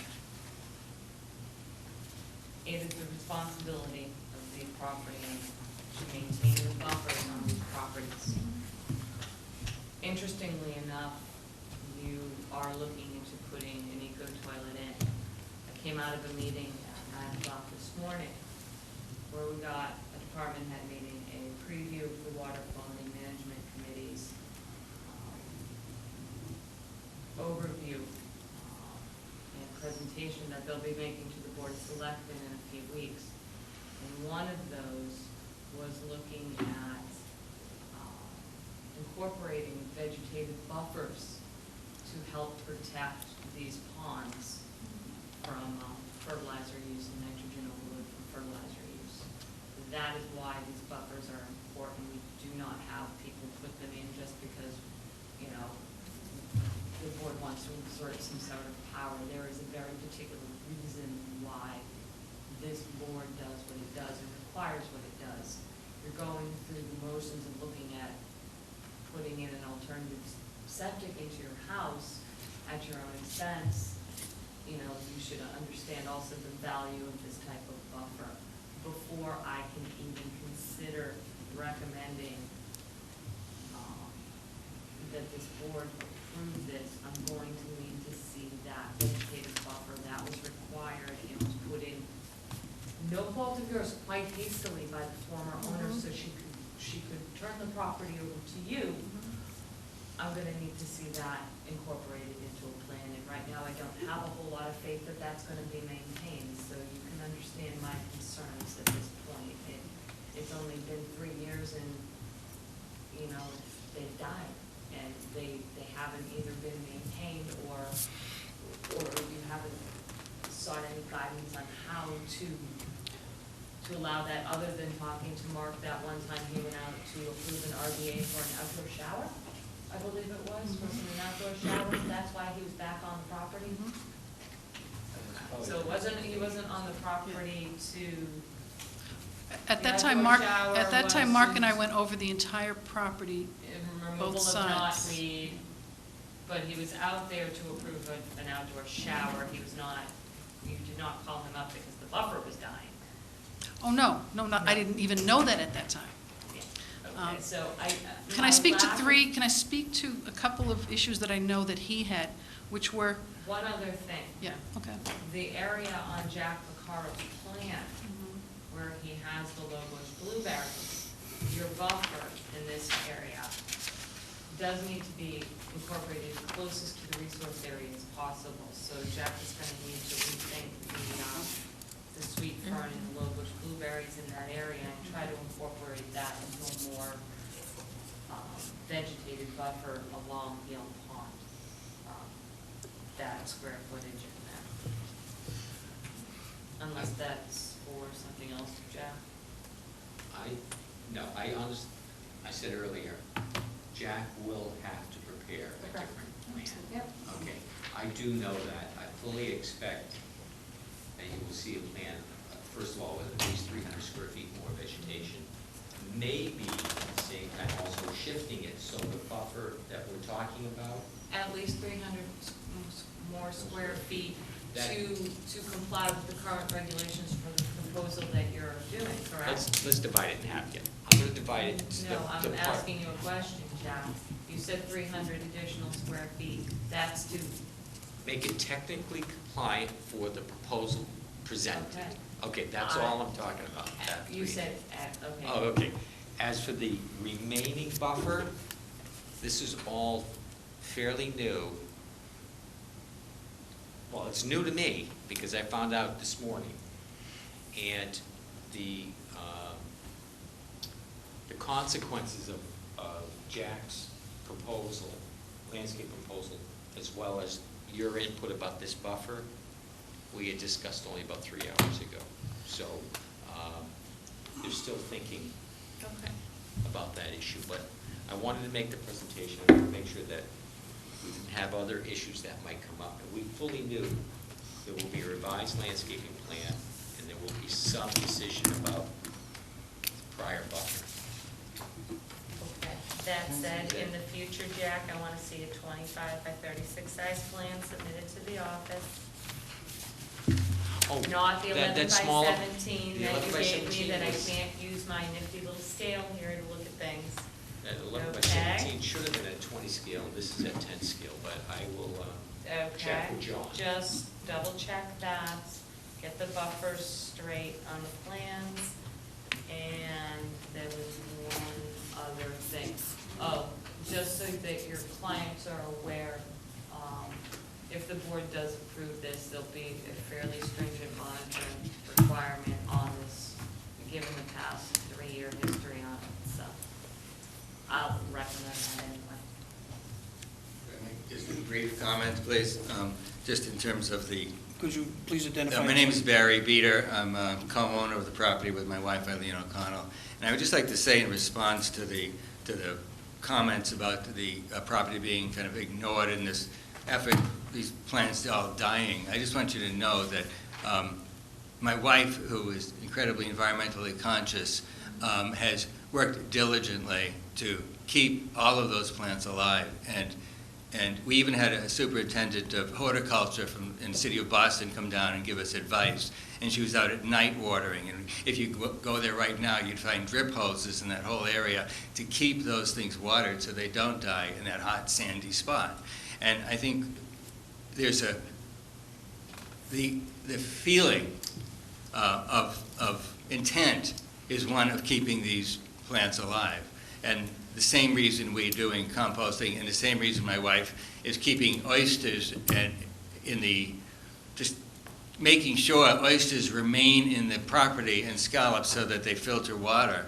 And the same reason that we continue to do everything possible to do it right. And so I just wanted to make that comment to say that there's a tremendous amount of effort that went into saving those plants that were put in. And what she said about what was said by Mark is Mr. Casper. is right. And he did comment that those plants will die. Not that we should let them die. The correction is he did say they will not make it. So I just want to make that statement on behalf of my wife and I, who feel very responsible for the environment that we live in. No, that's clear when you say you're going to be looking at the composting toilet aspect of your project.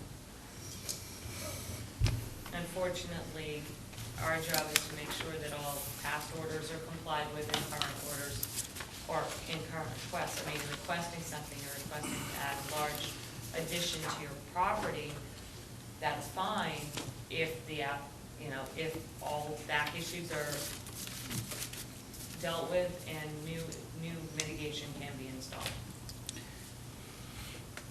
Does someone claim this Well, project? other than landscaping, is there some other point that we wish to discuss? I'd like to poll the board now. Michelle. Is it Michelle's? I think it was Michelle's project, but. Okay. Yep. I guess, Jen has covered most of my concerns, specifically to have all the buffer mitigation closest to the resource, which we've already talked about, and obviously revising the buffer labels. But on top of changing the A buffer for the salt marsh, I think, just to make it technically correct for any future work on the site, the offset from the top of bank should continue to the north and be labeled as the A buffer. There is a section where that would be outside of the salt marsh A buffer, I believe. Michelle, you're It saying goes up right over through this your- area? It goes up through the garage, or through the garage and up Oh, I towards see the, what you're saying. Yeah. just for the plan of Following. record to be, if any other future work comes before us. So just kind of a technicality there. And other than that, I think we've covered it all. Ed? I guess it's not clear to me at all what plantings need to be replaced and what new plantings need to be put in, and I guess I'm suggesting that you're planning on coming back with some kind of a landscaping or plan to show us that we Yeah. can react to. Yeah, that's a fair statement. Okay. All right, It's a so I complete will statement, too. look forward to receiving that. Okay. I guess we'll That's a fair and complete be statement, continuing yeah. this to a future Yeah. date then. Yeah, Maureen? I'll speak to Jack about that. I didn't tell him to make it this size, but it does have a lot of detail. Not huge, but this size plan is nice. Um, Lori likes this size plan. It's easier to use your scale. Yeah, I think he has 11 by 17 on here. That's what I think the truth of the matter is, but I'll print it for him. How much limbing up of that scarlet oak is going to be necessary? He specifies that on the northern side, just where it overhangs the addition, because it's a beautiful plant. Oh, it's gorgeous. And originally we had talked about, I thought they might have to remove it, but again, Eileen and Barry, the desires to try to do as little impact to the environment, and we're gonna keep it, so whether you're gonna, I don't know how much they're gonna drop it, because I didn't look at the crown that carefully. It bifurcates, and they're going to take off the bifurcation that heads toward the house. And they're going to leave, he said it would be fine with the tree. Who's he?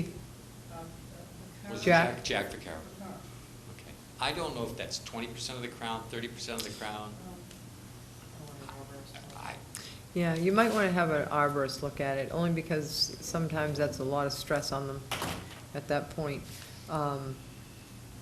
And I'm concerned about that tree, obviously you are too.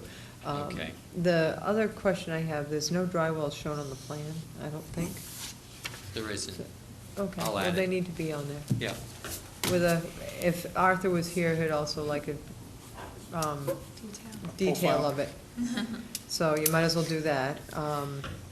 And there's no shown vegetated line. And I've been noticing this there's another plan we're gonna have tonight. I'm, And the What do you existing mean? vegetated line, you know, where there's already vegetation and plants and, you know what, didn't put it on there. I know, I didn't show it on this, and. It's not on Jack's either.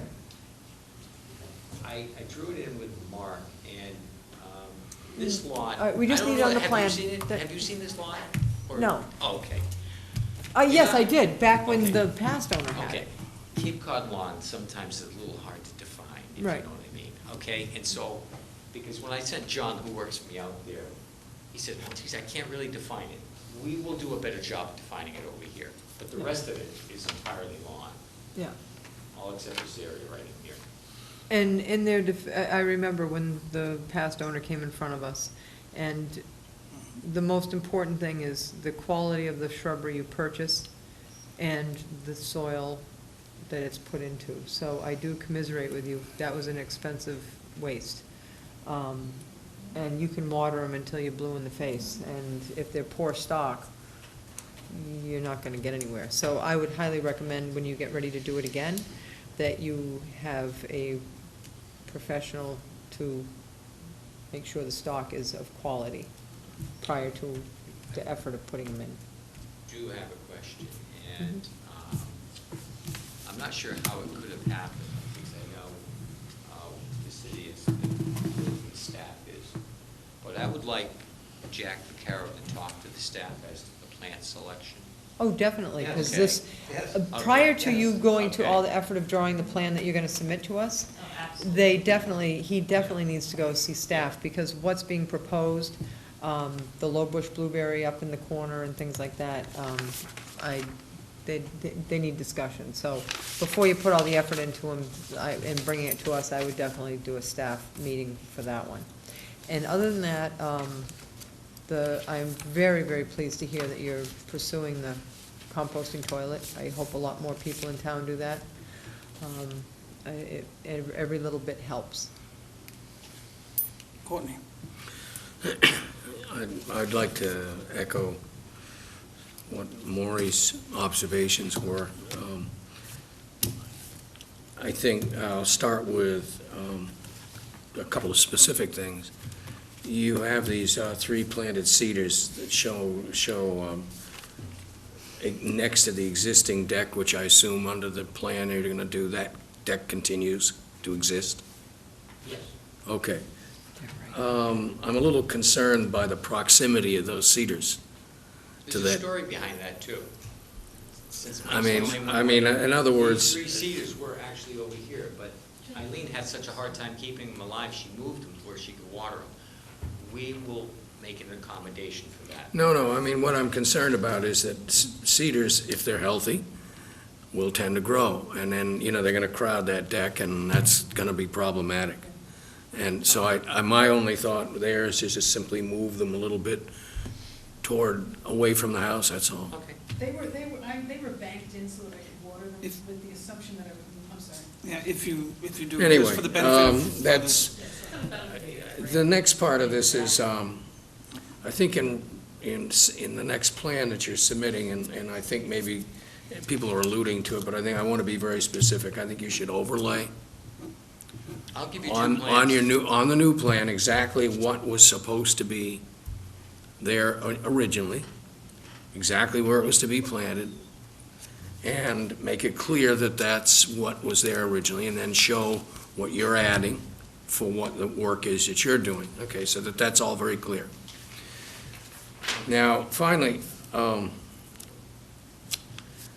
you know, this is one of these situations, you know, that makes it, is difficult for us, because as Jen pointed out, you know, this commission, the job of this commission is to develop enhanced buffers along our estuaries for the very reasons that it makes the quality of life that everybody wants in this town better.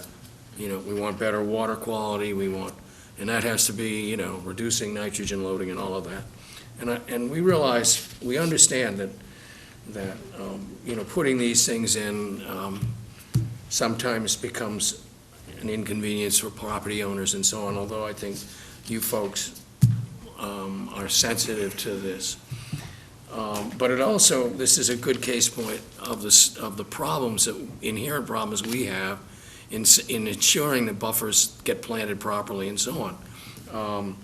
The fact that you guys have struggled with trying to keep these things alive, plants that you didn't put in but were sort of stuck with, is part of the issue, and it means, so I think that encapsulating what people have already pointed out, there has to be a really good plan developed, and I think you need a professional working with you on the plant, on getting good stock that's gonna survive, in knowing what to do to prepare it properly to plant so the thing has half a chance to live, and that sort of thing, so that the whole thing in due time will flourish, and then you and I and everybody else on this commission and Jen and staff and the environment will all be happier. And I think that's our goal here. I got a question on the type of foundation being used. Are you pouring up against the existing? Is there going to be a return wall on the deck? Good question. I know it's a crawl space. That much, what's existing. And what's existing is not great, I'm going to be honest with you. That's my only fear, is that you're going to start this and you're going to get close to that corner of the house, and those crisscross block are not going to be structurally sound. And if if the project is approved, I want to put a caveat in there that if you have to do any expansion or repair or adjustment, not going to deny it, but we have to be made aware of anything that you have to do to the existing structure as to You know, getting up that corner from the addition where it's going to touch the new home. If you have to go into the existing home with foundation work, structural elements, that type of thing, because all of a sudden you're going to have a really nice plumb square, solid foundation, the deck in that whole corner is aged. It's got history. This question came up earlier. You're not actually going up on the main body of the house? No. No? No, Okay. but they're Okay, going to because be I digging right I went under there there. for the septic system, and I know from a scale of 1 to 10, I've seen a whole lot worse. This is like a 6 or 7 in terms of the foundation condition. But I understand where you're getting. That's really Steve's goal, but I will relay that message to make sure he takes a better look at that. I'm suspect, because if you're going to do it, and good money after bad, like the Oh, you plants wanna that do it got put right. in quickly, Yeah, you know, it does warrant a good eye put on it. I've seen a lot worse. And I have as well, Jack. I'm just saying that if there has to be an expansion of it, we just need to be aware of it. No one's going to deny you a repair on the corner, but we just need to know the activity thereof. If there are no other questions on the board, any other comments from the audience? Yes, Jack. I think it's fair to paraphrase that 90% of this work, or 80% of this work is a landscaping issue. And the rest is a correction on my part and cosmetic. Is that a fair statement? I mean, we haven't missed anything else. I just want to make sure there are no other questions, because I'd like to put closure on it the next time we come to you. Bring up the plan, do the overlay, fix the landscaping, have your architect, structural guy look at the foundation, give us an assessment on that, extend your buffer. Now, would you like to see two plans, just a site plan without the landscaping and then a landscape plan overlaid on top of it? Is that what you're telling me? Great. Yes. Okay, fine, it'll be done. And other than that, Jack, you have, without that hiccup on the last plantings, you have a pretty straightforward project. You really did. Well, yeah, until 9 o'clock this morning, I thought so too. But, okay. Research is key, Jack. One, How much time do you need, Jack, Um, to get with the other Jack? Well, your submission is a week from now. If you have a meeting 3 weeks from now, we can make I that have the easily. 8th, they're getting kind of busy on the 8th. this one was continued. I'd like to think this is going to be, Not sure. Probably, you know, check with Jen. if we meet the staff I ahead of missed that time, it date. should be, the staff agrees with the plan submitted, and we can just close it at that point. Because we will meet with you ahead of time.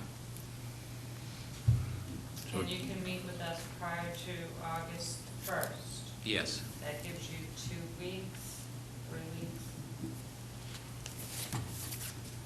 We can definitely meet before then. And have all the concerns that we just discussed, you can have those I'm addressed. thinking, I'm looking at my schedule. Ed, while we're chewing on it, Ed, Now, I just want to make sure Jen remembers that I would have a problem on the 15th. Yep. And there's only 5 of us here, so you got to be conscious of potential quorum issues, so we should avoid that. thank you. Thank you, Ed. Okay. Get you on the 8th, Jack. Okay, thank you very much. At the request of the I appreciate it. applicant, I move that we continue this to August 8th. Second. We have a motion and a second. Any further comment? Courtney? Not that this is essential to the continuance, but I'm looking at this project, I think one of the conditions that you should be thinking about is that an awful lot of this mitigation work can be done prior to the start of construction, and probably should be, particularly with it relating to the older buffers, because of the amount of work that has to be done on the water side of the project.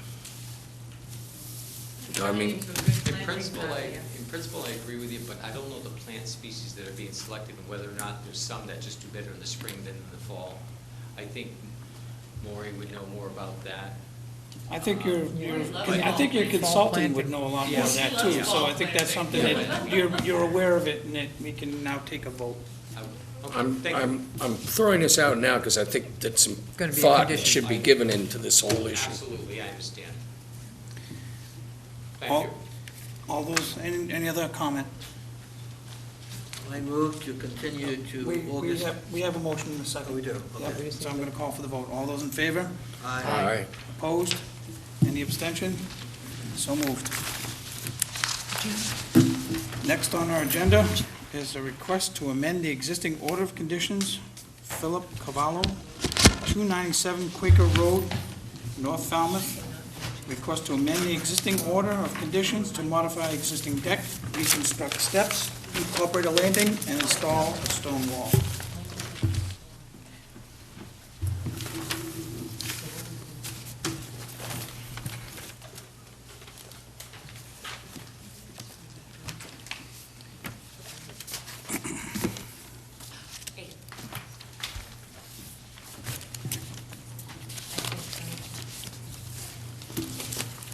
So, good evening. And Jen, do you have any comments at this time? No, it's a nice proposal, although I am gonna say that when I saw this name and address come up, I was a little concerned, but from what I can read of your plan, Mike, it's just a little stone wall, right? Good, Okay. good evening, Mr. Barcelli. Good evening, Mr. Chairman and members of the commission. For the record, my name is Mike Borselli from Falmouth Engineering, and I represent the applicant. This is a request for amendment, and I have notified the abutters. Thank you.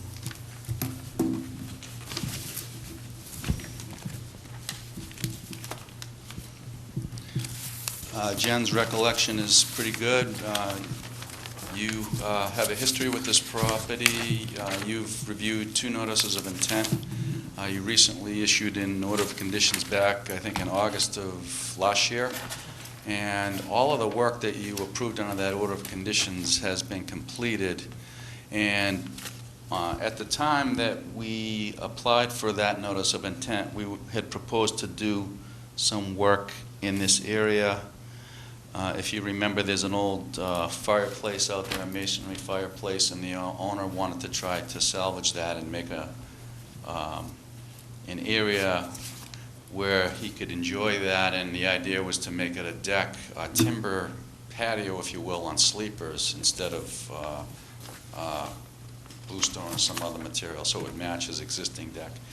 So this is the same project. And the work in that area has been revised, or I should say probably a better word would be refined. And there's a few new details on it, and we wanted to just simply show you those, get an amendment to make sure that when it comes time to ask for the certificate of compliance, if something is slightly different, there wouldn't be an issue. So that being said, you've already reviewed this project. All of the work that you approved has been done. In fact, this plan reflects the as-built conditions on the site that you approved. This plan was going to be the plan we submit with our COC, as you require an as-built plan of all the conditions be submitted with the COC. I've got a blow-up of that area and so we can focus on that. So the proposal is to have that same size patio area made out of timber decking. But we discovered when you look at the grades a little closer, there's a little bit of a need to do a little bit of grading here to remove some of the soil to make this level, about a foot or so. So what I've showed on this plan is in order to allow for cutting of that foot or 2 of soil here, there's higher ground here, so we're proposing to show just a landscape wall. Its average height is 2 feet, maybe 3. It would be dry laid stone, probably. He hasn't really determined yet what he wants to make it out of, but we're talking about a wall that's about that tall, just so that we can retain the soil above next to the driveway. That would be returned into this existing wall. And then the only other thing we're proposing to do is rebuild these stairs and landing so everything comes together and works.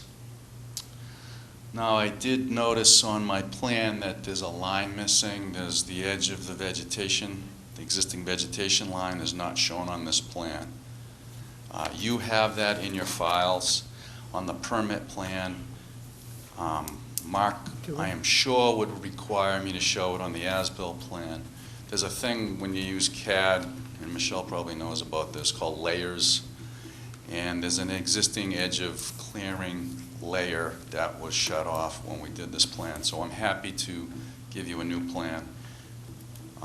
Because if you look at this plan, it shows very nicely the mitigation planting that we were required to do, but it doesn't show how it matches up to the existing edge of vegetation. And I heard that alluded to at the last meeting, so I thought instead of getting criticized, I'd just admit the error and let you know that we'll add that to the plan.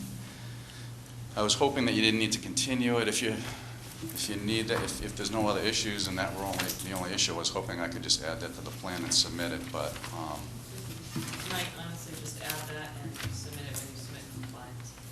okay. But if there's I other, don't need a new plan for this particular deck unless the board feels strongly. I don't feel it's necessary for the incorporation operation of this little like half moon stone wall. It'll certainly be on the plan that we submit for compliance. Oh, mark a And- little left. And there hasn't been any other cutting in that area. We've simply added the mitigation against that line. So with that, I'm happy to answer any questions. Courtney?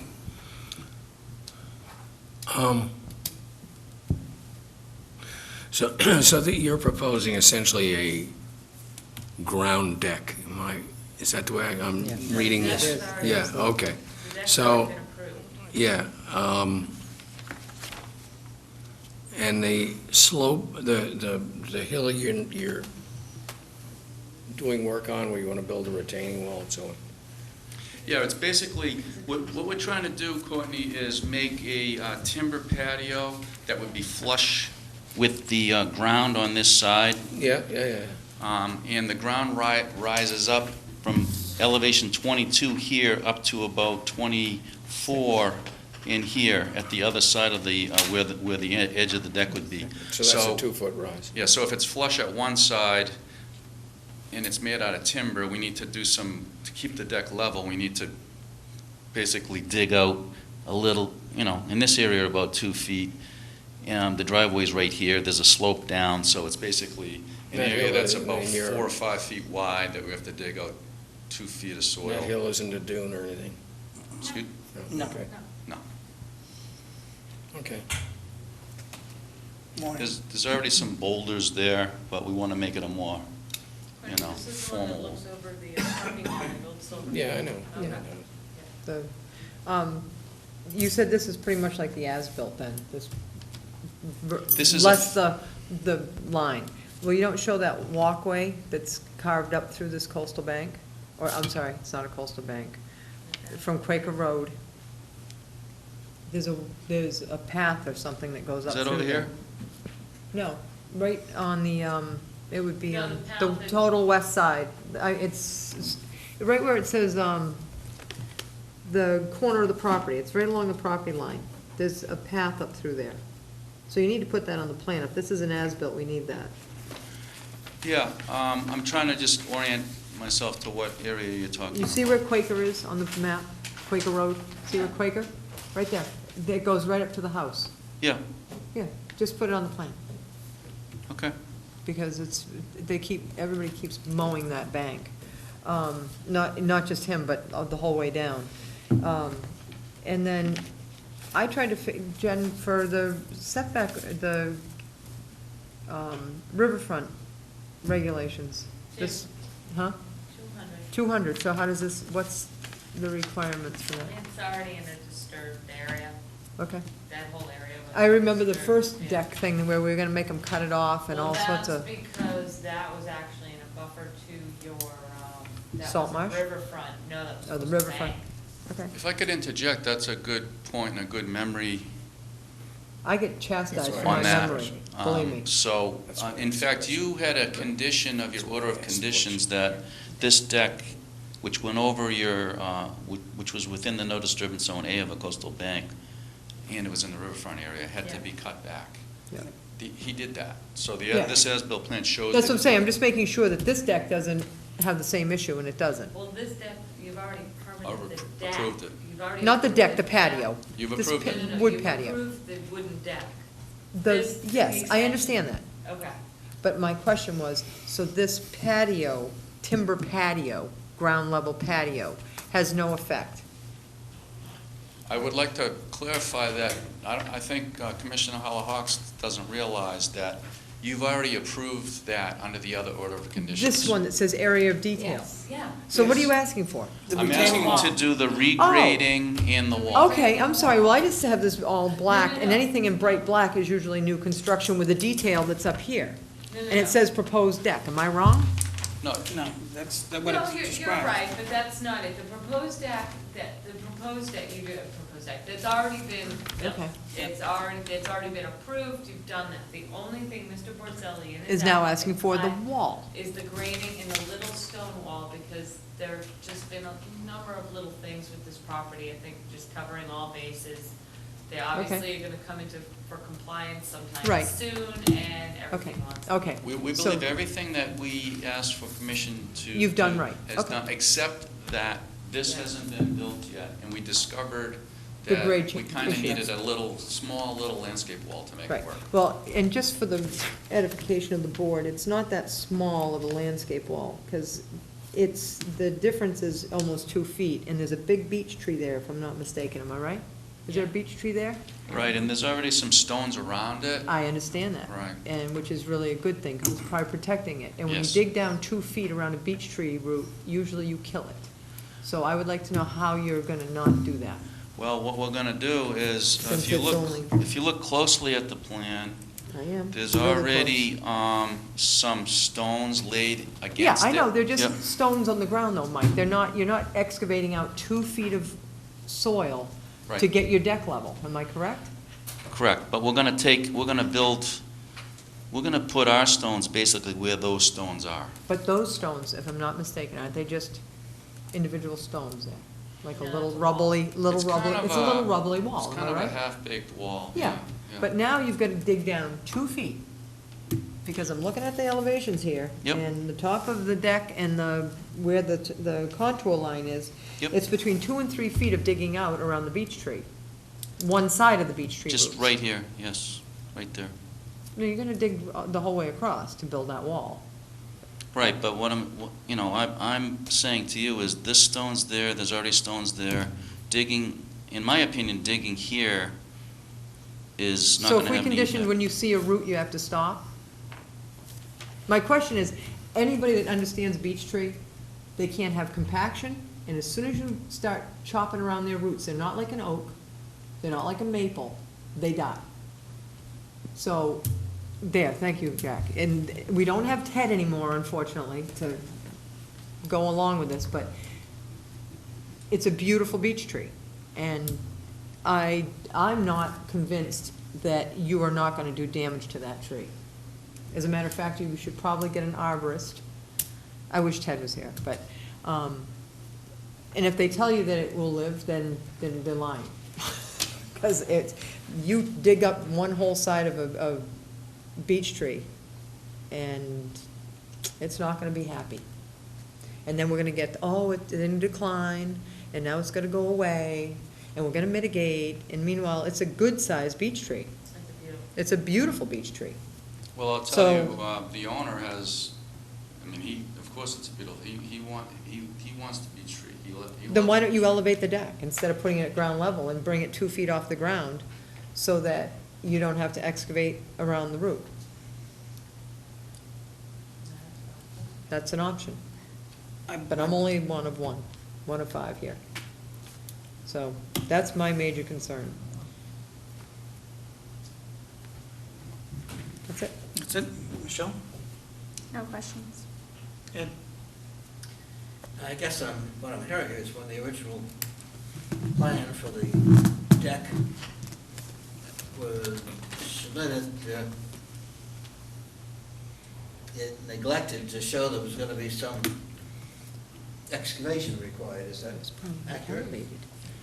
They're neglected to realize that there was some need to change the grades here on this side. So excavation, I think, is, minor Right, excavation. so at the time, I guess if this was approved, there was no reason to be concerned about damaging the roots of the beech. There's no But discussion. now we have information that suggests that there is significant reason for concern. There could be, So I I'm guess, not gonna pretend to be an expert. guess, I yeah. don't see that concern, but I'm not going to be the one to tell you that there's not any issue with the beech tree root system.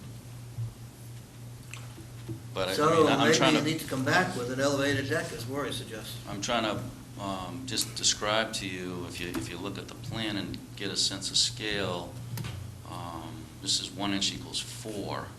So we're talking about a 4-foot section here adjacent to the root system of that beech tree. But that being said, I'm not going to pretend to be an expert on the root system on a beech tree.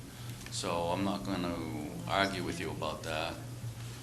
Yeah, I guess I'm not an expert either, but I can visualize some beech trees, and my perception is, I'm not an expert, that they are very shallow and they tend to spread out quite a bit. Well, it's a tree that tends to spread out quite a bit, and the roots on the ground are comparable to the canopy. It's a very broad tree. So, what you need to realize is we're trying to match the grade of this to the ground. This structure has a fixed elevation. If you raise the deck next to it, that's a fireplace. That's an existing masonry fireplace. Okay. Raising that deck up is now going to basically... Well, you can elevate the fireplace too, couldn't you? No, you couldn't, because it's made out of stone masonry. make it And if taller. you moved it at all, you'd ruin it, you'd crack it. Maybe you have a Well, I'm portion not of going it for the beach raised destruction with for a the- step down, They should have thought of that when they like a built it. terrace deck. Well, I think we might, we have to look at it, and we might get an opinion from an arborist, and, I know Maury's gonna be skeptical no matter what, but on that issue, for good reason, because it's a big tree, and I understand the importance of beech trees. We'll have to take a look at other options. Well, I think we need to be concerned, because of this particular property, right from the beginning, there was some unpermitted topping of a substantial row of cedars, as I recall, so Yeah, but I think that's a we need completely to do all we unrelated. can to We're talking about try and a compensate for previous But problems. we're talking about a specimen beech tree that the client is completely motivated. It's an accent to his house. It's not like he wants to remove the beech tree or damage it. So I think the best thing for us to do is consider another option near the beech tree, or get an opinion from an arborist about what, if any, impact in his opinion it would have. Maybe they could do a step down where it goes like this, and it's like a settee on it to protect the roots, and then you still have the deck. Yeah, And we it's might at have the to level. move that, I don't know if moving the wall out 3 or 4 feet is gonna make any difference if the root system's the way you describe. You'd still be into the root system. Oh, yeah, well, one end of the deck can be flush with the fireplace, but it steps up. Okay, exactly. I'm just suggesting this. Yeah, I understand. Realize too, before you know it, this is, 1 inch equals 4 feet, so we're talking about an 8 foot, this is 8 feet. So all of a sudden you have 2 sections, one's 3 or 4 feet, the other's 3 or 4, it doesn't work as a deck. I mean, it just doesn't. But anyway, Courtney. Yeah, Mike, can you draw with your finger approximately where the edge of the crown of that beech tree is? Where, as it relates to the deck? but crown, you mean like The crown of the tree. Canopy. Where the Drip branches line, spread out drip to. line? I would probably guess that it's probably has a Just spread. take your finger and sketch Yeah, it down. it's probably beyond the deck. Oh, No, the crown, the tree Yeah, goes out that yeah. far? Oh, yeah. It's huge, it's beautiful. It's 20, Yeah, all right. It's like Well, it's a 20-inch, gargantuan. it's a 20-inch caliper at breast height, yeah. and it has Maury's right, it has a spread that's probably 25 foot in diameter minimum. Yeah. So it's sort of it's a signature of this property. Well, he might really want to rethink it just to save it himself. I mean, not, Well, that's a good point. Yeah. To be honest with you, I characterize this as minor excavation, but I don't know enough about the root systems on Yeah. the beech tree, so pointing that out is. honestly, oak, I wouldn't be that concerned, because So they're I'll have pretty, to talk to him about that, because he doesn't want to, Hurt last it. thing I want to do is discover that in 2 years the thing's dying after we did this. And you lost all the shade of the deck. Well, I mean, just losing the tree. it's a is- beautiful specimen. Yeah, usually you shouldn't have any cutting within the drip line for a beech tree, so. Mhm. And I'd like to ask a question, if I may. We permitted this deck already. You're in here for the stonework. If you had not come before us for this stonework, do you know how they would have installed the deck?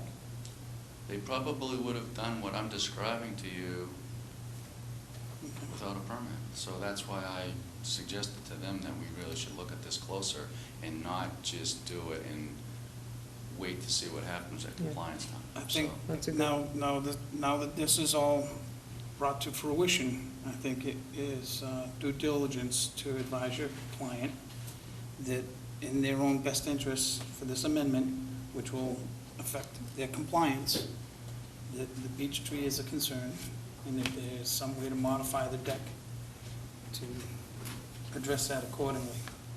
I do not think a letter from an arborist is gonna have enough weight to tip that scale. I think that there's that in combination with whatever design change your client chooses to pursue would satisfy the amendment. Yeah, I understand. Yeah. I agree. I think what we're all saying is it's back to the drawing boards. What is your leisure, Mr. Bristol? You know, I know the deck was permitted, and I think, now all of a sudden we're focusing on it because you brought it into us. And I think we all want to do what works out best, and I have the same concerns everybody else does, because I've worked around beech trees. You start hacking at those roots and they're dead. Right, so, I think there's been value in this meeting because this is I something. mean, Maury made an interesting suggestion. It may have its drawbacks, but when you consider how to make that work, there may be ways to make that work. And I think those kinds of things, the creative thinking at this point is what's required in order to keep the tree a viable tree. Yeah, as we're talking, I'm thinking of some possible ideas. I mean, we have to basically realize we need to try to have the ground flush here, so we have to maybe adjust the shape of the deck a little bit.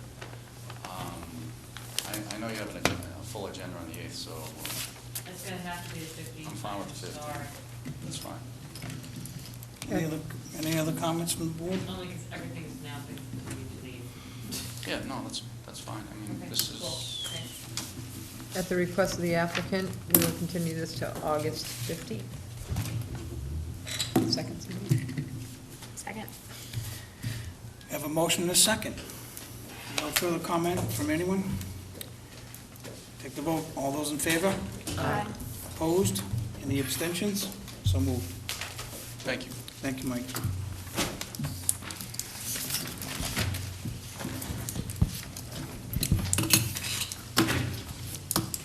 Now, a request for a hearing under a certificate of compliance. Michael and Bridget Gabriel, 78 Chase Road, West Falmouth, Mass. Request to discuss replanting requirements under DEP 253529. I'll try to be brief. The recommendation, I presented a plan to this board for an upgrade of an existing field street system in 2008. That's the basis of my conversation. I submitted a letter asking that we discuss this because in this particular project, an order of conditions was issued for the construction of a new septic system. The fundamental question is, Mark believes we should be restoring part of the site with trees for the work that was done. And I told Mark that I believe he's being correct, even though the order of condition makes mention. I'm just giving you the foundation of it. What has happened is there was an existing cesspool over here. What we did is, which is in the lawn area, what we did is we abandoned that, so the septic tank over here was a pump chamber, and then pumped it to a field over here, which is 100 feet away from the research center. So this was all lawn, right along through here. And in here, we located the trees, and we proposed replanting. The fundamental issue is this. I told Mark, how do we propose mitigation here in lieu of the loss of the overstory there? The order of conditions doesn't say that. So, in order to get before you, I said, Mark, we will do everything, all the planting that was shown on the plan, which we did do. He has inspected and agrees, and this is my letter.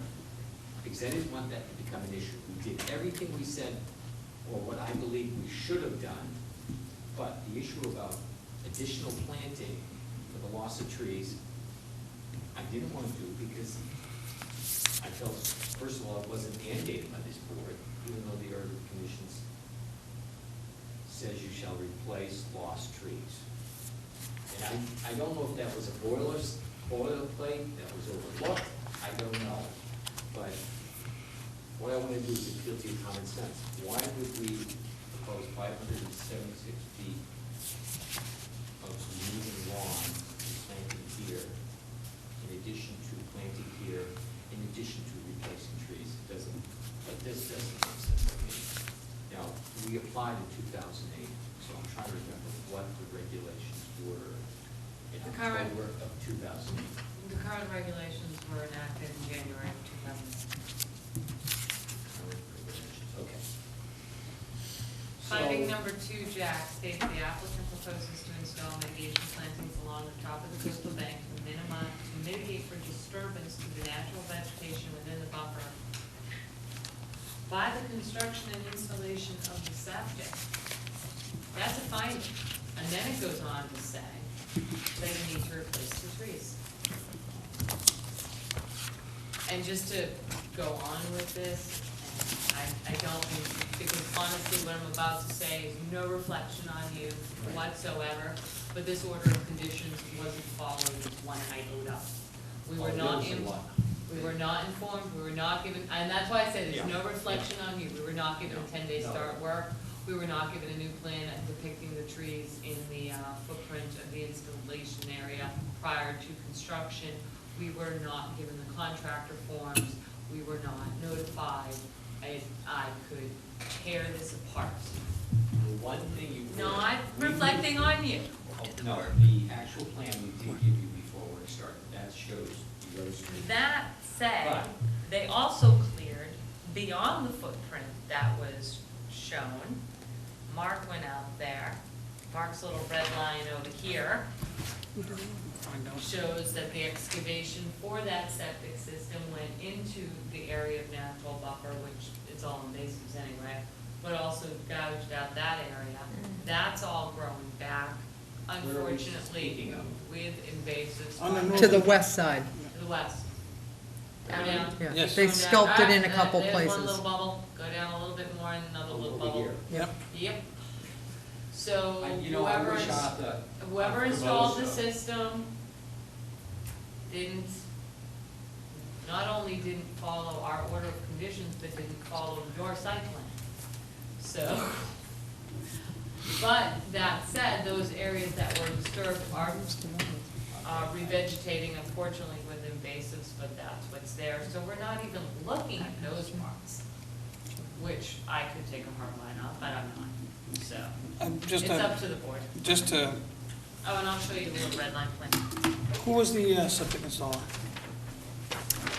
I believe Mark said it was Gary Tavares. Gary Tavares. Yeah, Francisco Tavares. Okay. I'm You know pretty how sure, you love communication. I'm pretty sure that it wasn't boilerplate. It wasn't boilerplate. The trees language were not was boilerplate. We made that decision based on replacing one-to-one trees or There was You were on up board. to, yeah. Yeah, don't you Yeah, remember no. this one? Yes. And Linda Deegan, I mean, she was adamant on this one. I remember this one clearly. What I don't understand though, just, because I'm trying to remember back, what I don't understand is why we have to replicate, the construction in a buffer zone when it's a lawn. It just didn't make sense to me. I mean, if we're digging it up and we're keeping it a lawn, why are we replicating down here? It just, I was trying to remember the meeting. I'll be honest with you, I couldn't remember it, but I don't remember replication for trees. And so I said, Mark, I just can't agree to that. We'll do everything else, but And I unfortunately, need to Jack, talk to him. yeah, and unfortunately, at this point in time, Mark and I have decided that we're not we're not going back and forth anymore. I didn't No, know and I it was between understand you and that, Mark. yeah, That's why I yeah. said it. No, I'll just ask the board. If That's you don't right, agree with exactly. Mark and I's assessment of the conditions on the property or the order of the condition itself, bring your request to the board. You're well within your right to do that under the regs. At this point in time, I'd like Beat a to, dead horse. at this point in time, do you want me to poll the board?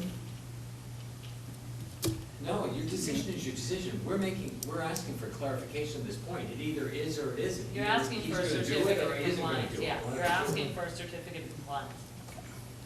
So do we need to take a vote on? You can close it, deliberate, you need to issue it within 21 days.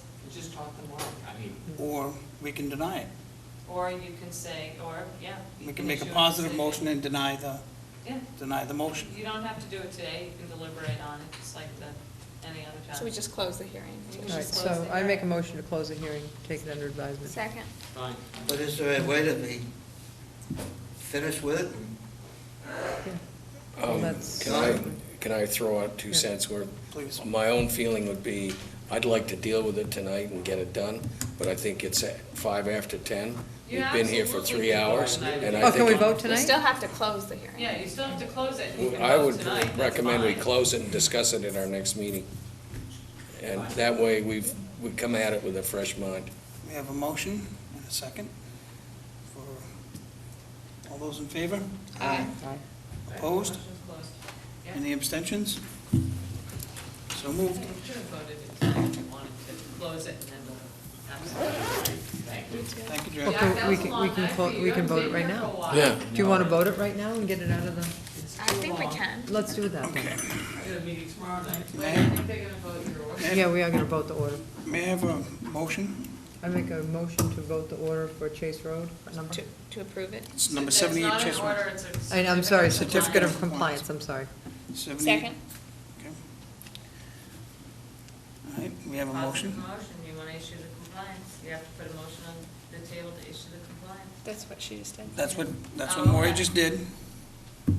This is a positive motion Mm-hmm. for a compliance on 78 Chase Road. We all understand that. Yes. Yeah, it's a yes. All those in favor? Opposed? Opposed. Aye. Any abstentions? So moved. Stop talking like that. Okay.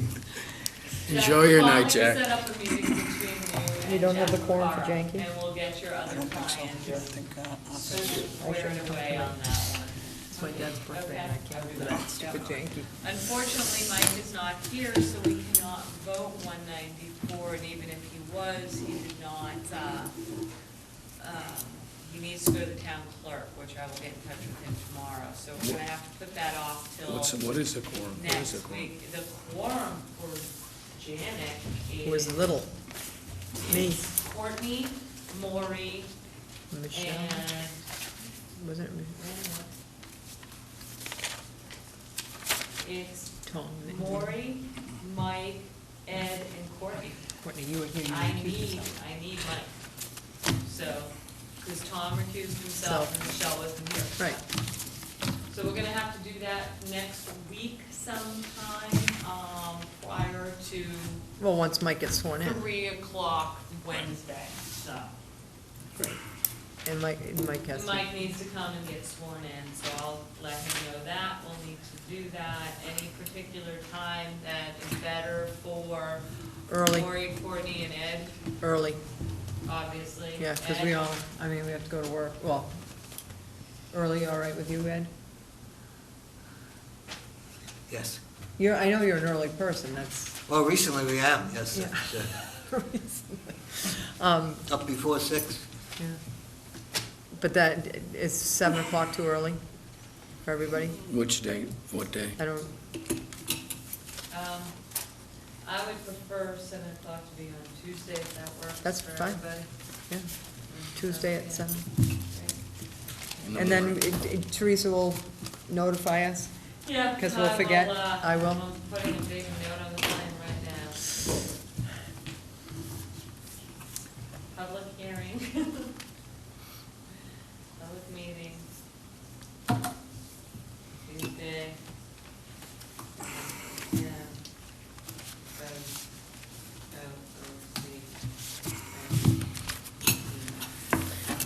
then, And you, of course, will send out a reminder. That's what I'm doing right now, telling her to send out a reminder.